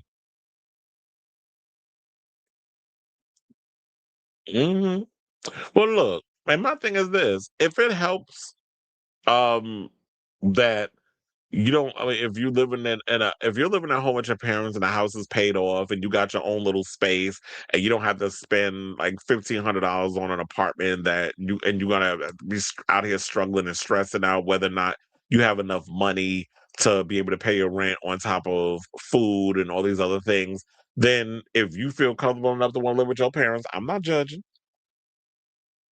She was an alternate for All Stars 4, and she would have made my favorite cast of the show even better. I'd like to see Stacey come back, but I guess with her being so sick, I don't think she has the energy or the wherewithal to even come back to do the show. All right, y'all. So now let's go from the Olympics of drag to the NBA. And let's talk about this guard over there at the Chicago Bulls, Jaden Ivey, who basically lost his job as fast as he got it. So the Chicago Bulls have basically parted ways with Jaden Ivey over some pretty homophobic things that he wound up saying over there on social media. So let's get into this story. So after just 4 games with the Chicago Bulls, guard Jaden Ivey was waived on Monday evening following a live stream railing against the NBA's public shows of support for the Libidical Plus community. And it's funny, when you're going against your bosses, trying to call them out on their stuff, you don't think they'll be like, okay, sir, we're not fucking with you. Deuces. So the Instagram live session, which aired Monday morning ahead of the Bulls game against the San Antonio Spurs, was the third of its kind since Ivey was shut down on March 26 due to knee issues. In the previous live streams, the 24-year-old guard spoke exclusively about his here we go, these motherfuckers out here with their fake-ass religious beliefs, something he has not shied away from in recent press conferences relating to his ongoing injuries. But this particular live cast featured pointed anti-LGBTQ plus rhetoric that proved to be too much for the storied basketball franchise. Saying, quote, "The world can proclaim LGBTQ, right?" Ivey said on Instagram Monday morning during the session that lasted over 40 minutes. They proclaim Pride Month, and the NBA, they proclaim it. They show it to the world. They say, come on, come join us for Pride. It's for Pride Month. It's to celebrate unrighteousness. They proclaim it. They proclaim it on their billboards. You love that word, proclaim it. It feels like he learned a new word and just can't let it go, like a dog on a bone. They proclaim it in the streets, unrighteousness. Now, during a press conference following news that Ivey had essentially been released from his short-lived contract with Chicago Bulls coach Billy Donovan, addressed the team's decision to cut ties with 2022 number 5 draft pick, saying, "I think there's a certain level of standards and expectations that are here," Donovan said, according to The Athletic. I mean, we have people from all different walks of life working in the building and players from all different walks of life, right? So the first thing is everybody comes with their own personal experiences. But one is we've got to all be professional. I think there's got to be a high level of respect for one another, and we've got to help each other and then be accountable to those standards. Well, they go into a whole thing about him and his whole situation. I don't give a fuck about how y'all drafted him and all this other stuff. But here's the thing. You don't own the NBA, so you don't get to just willy-nilly say whatever you want without a consequence. You also need to realize that there are a lot of fans of basketball who happen to be gay. There are people, I mean, me working in, where I work and stuff, I'm working with the Knicks and all the other stuff. So you can't just be going up in there and saying negative things and thinking that you're just going to get away with it, and then it's just going to fly. And then we had ignorant ass, bussy, mad ass that decided to jump in. Nobody asked that butch queen to jump in and assert himself in the conversation and all writing in all caps like he fucking Kanye West, and then decides to jump in and talk about, well, nobody can't say nothing no more. This is the NBA who came down on him. This wasn't the gay community. This was the National Basketball Association. But of course, this Negro is so goddamn ignorant because he's bottom of the barrel, low level fruit when it comes to the hip hop situation or the hip hop music. I don't even know. Look, in the words of Mariah Carey, I didn't even know he rapped because he spends so much damn time out here worrying about the gays and the trans. Why are you so pressed? Like a panini when it comes to the LGBTQ community. That's the one that we ain't heard from this Negro in a month of Sundays. But the minute something about LGBT people come up, this old butch queen that's still, I think, traumatized over witnessing 2 niggas fucking up in the jail, still on that. Probably why? Because you wanted to be the Oreo in the middle? The cream in the middle of the Oreo? Is that what you wanted, sir? Because you so concerned with the gays and this, that, and the other. You can't just go around discriminating against people and thinking you won't get away with that shit because we're all about diversity. One of the things about the Garden, we celebrate diversity. We celebrate Pride Night for hockey, which we just did last month, and we had Sarah Palin, bitch ass boyfriend, jump in the conversation, decide to be anti-queer or anti-LGBTQ with his comments talking about the reason why the Rangers lost Pride Night was because we celebrating Pride Night. I'm like, sir, the Rangers been losing all season. Where you been? We ain't gonna blame it on one night. Now that recently they've been winning. Now that they no longer in the playoffs, all of a sudden they want to show up and win. But before that, because they won last night, the game I worked last night, and all the recent home games they've been winning. So shout out to the Rangers. They had a big old nasty fight. I don't know if y'all saw that on TV, that big old fight that happened between the goalies. I have never seen the goalie sidebar. I've never seen two goalies go at it. Igor fucked him up though. But I've never seen two goalies go at it before on things. Like he skated his way across that shit to fight Igor, and Igor whooped his ass. And I was sitting there laughing. Well, I wasn't laughing. I was laughing on the inside, but I was watching because it was literally in eye line of my section that I was working that I saw go to, because I was on the side where Igor was, as the goalie. So I saw it fresh eyes, didn't have to look at the screen or nothing. It was literally in my eye line. So I always get the good spots at the Garden. Shout out to all the people that put me in the good spots. But and same thing with the Knicks. When I'm working there, it's like I get all the good spots. So you can't be running around here saying all this evil, gay, anti-queer, anti-gay stuff and thinking that you're gonna get away with it, because you work with all different walks of life. It's not just some of the athletes that's probably in the closet that you're working with, but you're also working with a lot of people behind the scenes. Some of the people that work in the physical therapists, whatever the case is, probably LGBT, and they, when you having an injury or whatever and you being looked at, you could be dealing with somebody who is LGBT and you're discriminating, calling them unrighteous and all this other stuff. So you have to realize that in organizations, there's a plethora of different people that work in different departments that you're encountering. So you run around here spewing your religious rhetoric that nobody asked for on other people and thinking that you're just going to skate on by willy-nilly like you're not going to be affected. That's not how the world works, sir. And like I said before, when we celebrate Pride Night at the Garden, and for basketball and hockey, we don't be hearing nothing anti-LGBT, and we've been warned about it. It's like, if anybody says anything negative, I'll let it be known that, well, I won't any other time I will be confronting people on certain situations, but if it get a little too hot, I will call a higher up to have them deal with it, because I'm like, I'm not getting in the middle of that. And y'all want to sit them and lie on me and try to get me to lose my job. So I know the levels of who I need to call when it come down to these messages. But sir, I hope that, look, you can say at the end of the day, you can say what you want to say. You can say it now because now you're unemployed.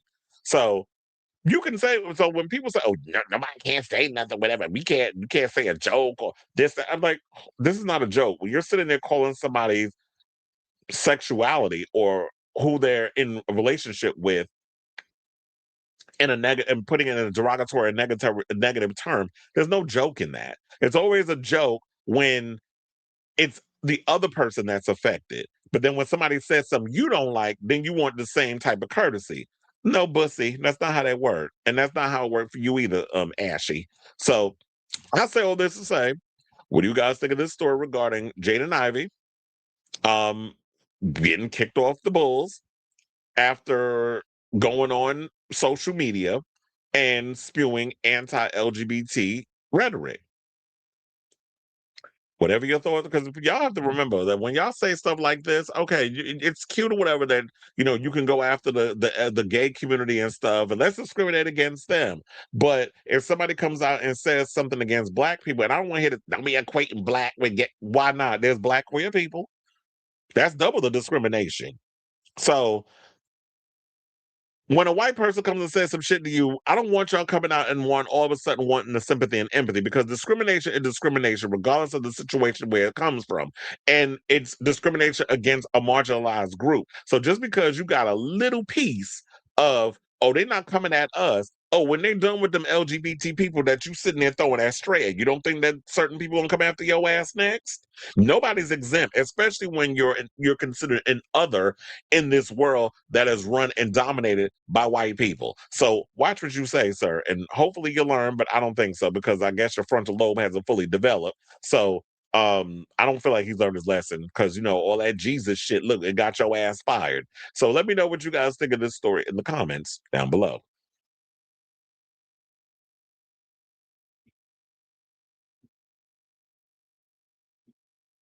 I remember when people thought of the radio boost.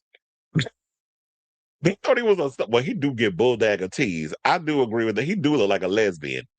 He kind of look like Brorilla. If you think about it, him and Brorilla, they could be related.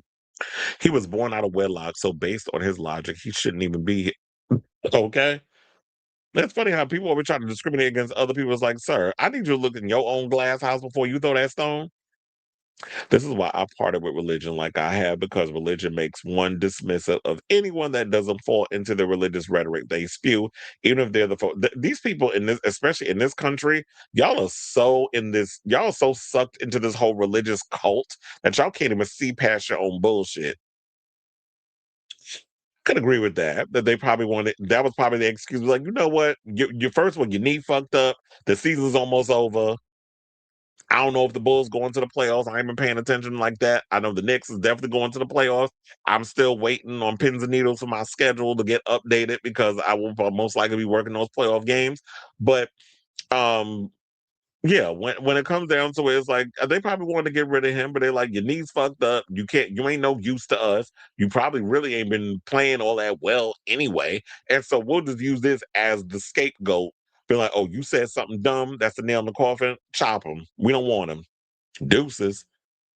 So that could be it. All right, y'all. So now, last but certainly not least, let's get into our final topic. And let's talk about everybody's favorite website, Pornhub. You know, we got to change the word sometime because then, they try to flag me over certain things.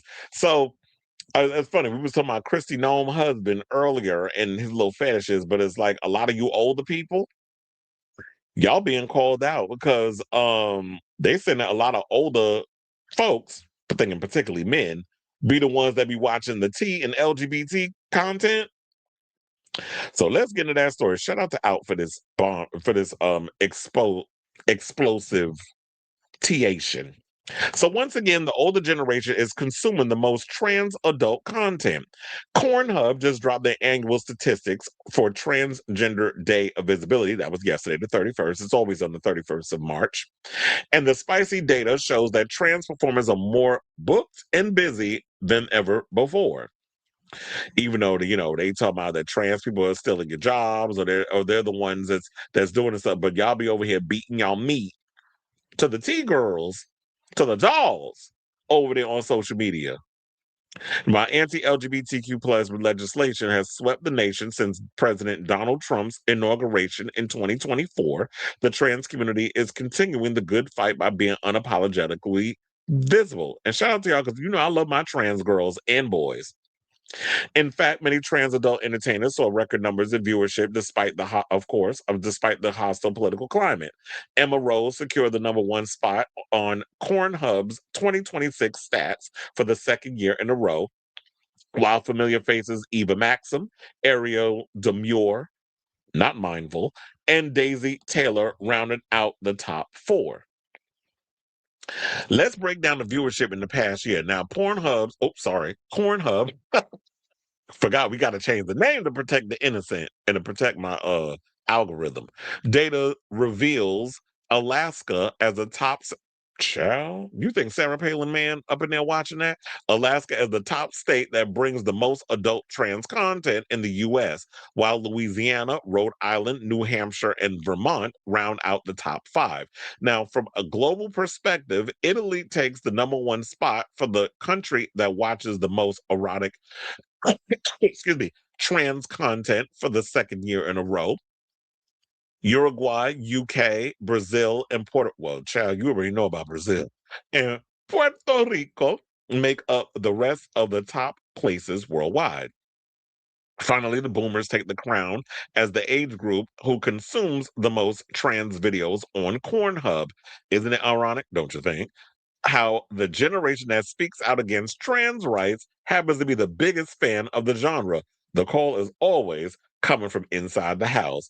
And that's why I find it funny. That's why I said before, a lot of times when people pointing fingers at at you, the other 4 is pointing at themselves. I was trying to see if they if we have a graph. So yeah, let's go to their website and look at some of the people who they said is a part of the situation. That's why I said when these people be out here discriminating, I said, you know, you secretly want to hunch them. Now they said the most viewed trans performers. So we have Emma Rose, Eva Maxim, Ariel Demure, Daisy Taylor, Vic Katz.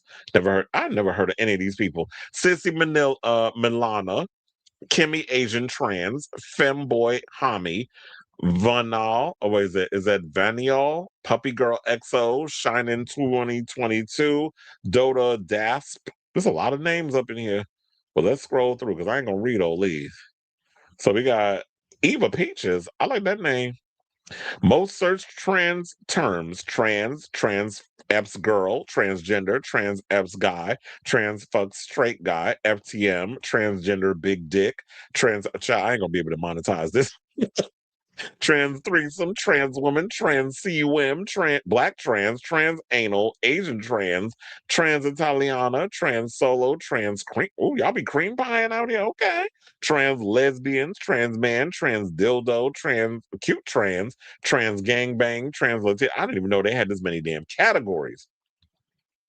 Top trans viewing states: Alaska at 28%, Louisiana with 25%, Rhode Island with 21%, New Hampshire with 18%, Vermont with 17%, Michigan with 15%, DC with 13%, Maine with 12%, and Pennsylvania, Ohio with 11%, Maryland with 10%.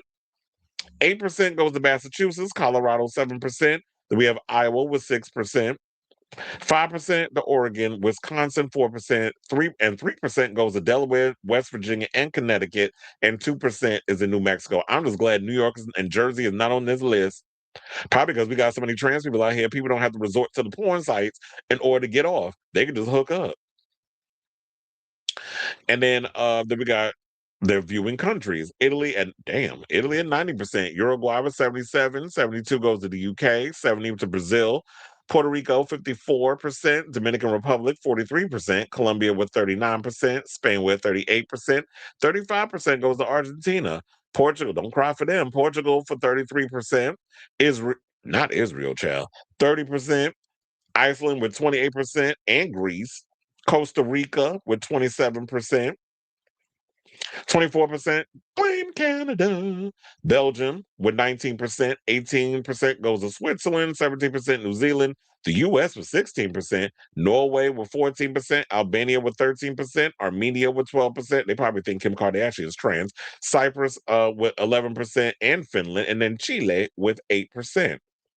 So popularity of trans corn, according to Google Analytics demographic data, men view trans videos 8% more of course they do. Men are visual creatures. So 8+% more than female viewers goes to men. 18 to 24 is the big demographic with 22%, 25 to 34, 1%, 35 to 44, 4%. And then of course, let's go to the older ones. The biggest demographics will be 18 to 24, which I do believe because I feel like more younger people have become used to trans people and probably are more open about being trans attracted or hooking up with someone who's trans versus a lot of the other generations. Because my generation, which would be 35 to 44. A lot of us, we were aware of trans people. Well, me being from New York, I was aware of trans people, but I don't think it was much of a big thing that we caught up on. But the older people, 65 plus, the boomers, 21%. So between the 18 to 24s and the 65 plus, y'all the ones that be out here being the biggest freaks. Then they got the trans terms searched more often by women, where we have this. I'm sure y'all can see it. We can just scroll through. I don't feel like reading all of that. Trans terms searched more often by men. Oh, y'all like the curvy trans. They like the trans that got a little meat on their bone. Well, you know how men are. Men do like ass. It's something to hold on to, and without y'all having to buy, these body parts. So, I think we pretty much got the gist of the whole thing. But yeah, so I definitely want to hear from y'all. What do you guys think of this story? Are y'all surprised by any of this mess that I'm spewing out here? So in regards of the age group that surprisingly watches the most adult trans content, that it's 21, like it's kids who are in their early to mid 20s and men who are over the age of 65. Men out here who could apply for their AARP out here beating they meat to the T-girls. Shout out to the dogs. So I definitely want to hear from y'all. Let me know what your thoughts on this story in the comments down below.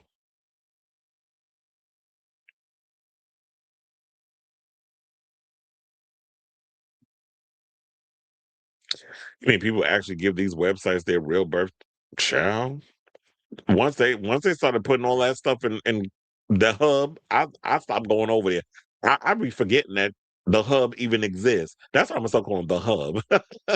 I forgot the thing existed until we come up with these annual things. But yeah, y'all putting in all y'all information. That's how they're able to track all that data and statistics.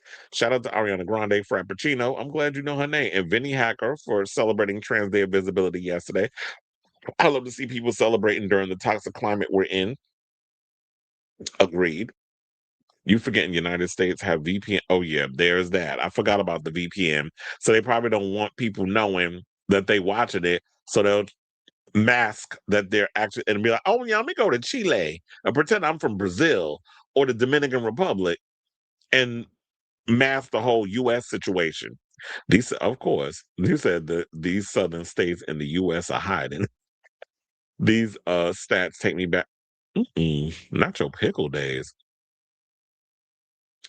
There's an album I want to recommend to you, You by Underscores. She's a trans artist that originates from the hyperpop scene and recently released a glitch pop masterpiece inspired by top 40 pop music. So hold on, let me look that up. Why do I have 23 messages?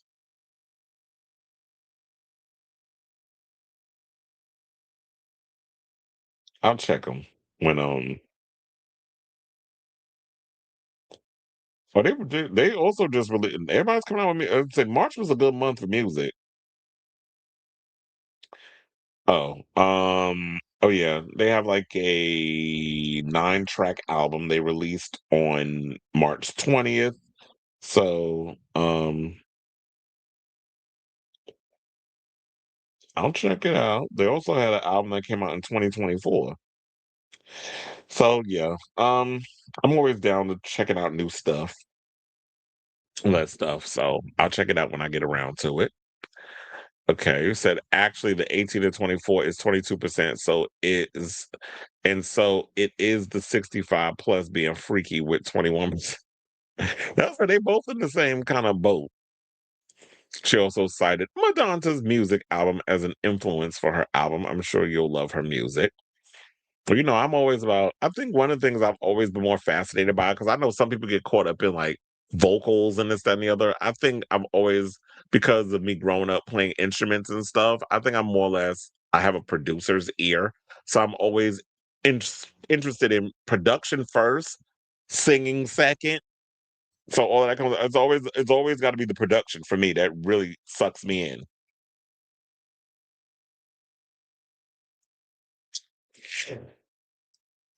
But anyway, all right, y'all. So it looks like we're at the end of today's show. I want to thank you all for tuning in to the latest episode of Chris Savile Unfiltered. Once again, one final time before we get up out of here. If you have not already, please hit that like button, smash the notification bell, hit the subscribe if you haven't, so that way you know when we go live with a brand new episode of Chris Savile Unfiltered.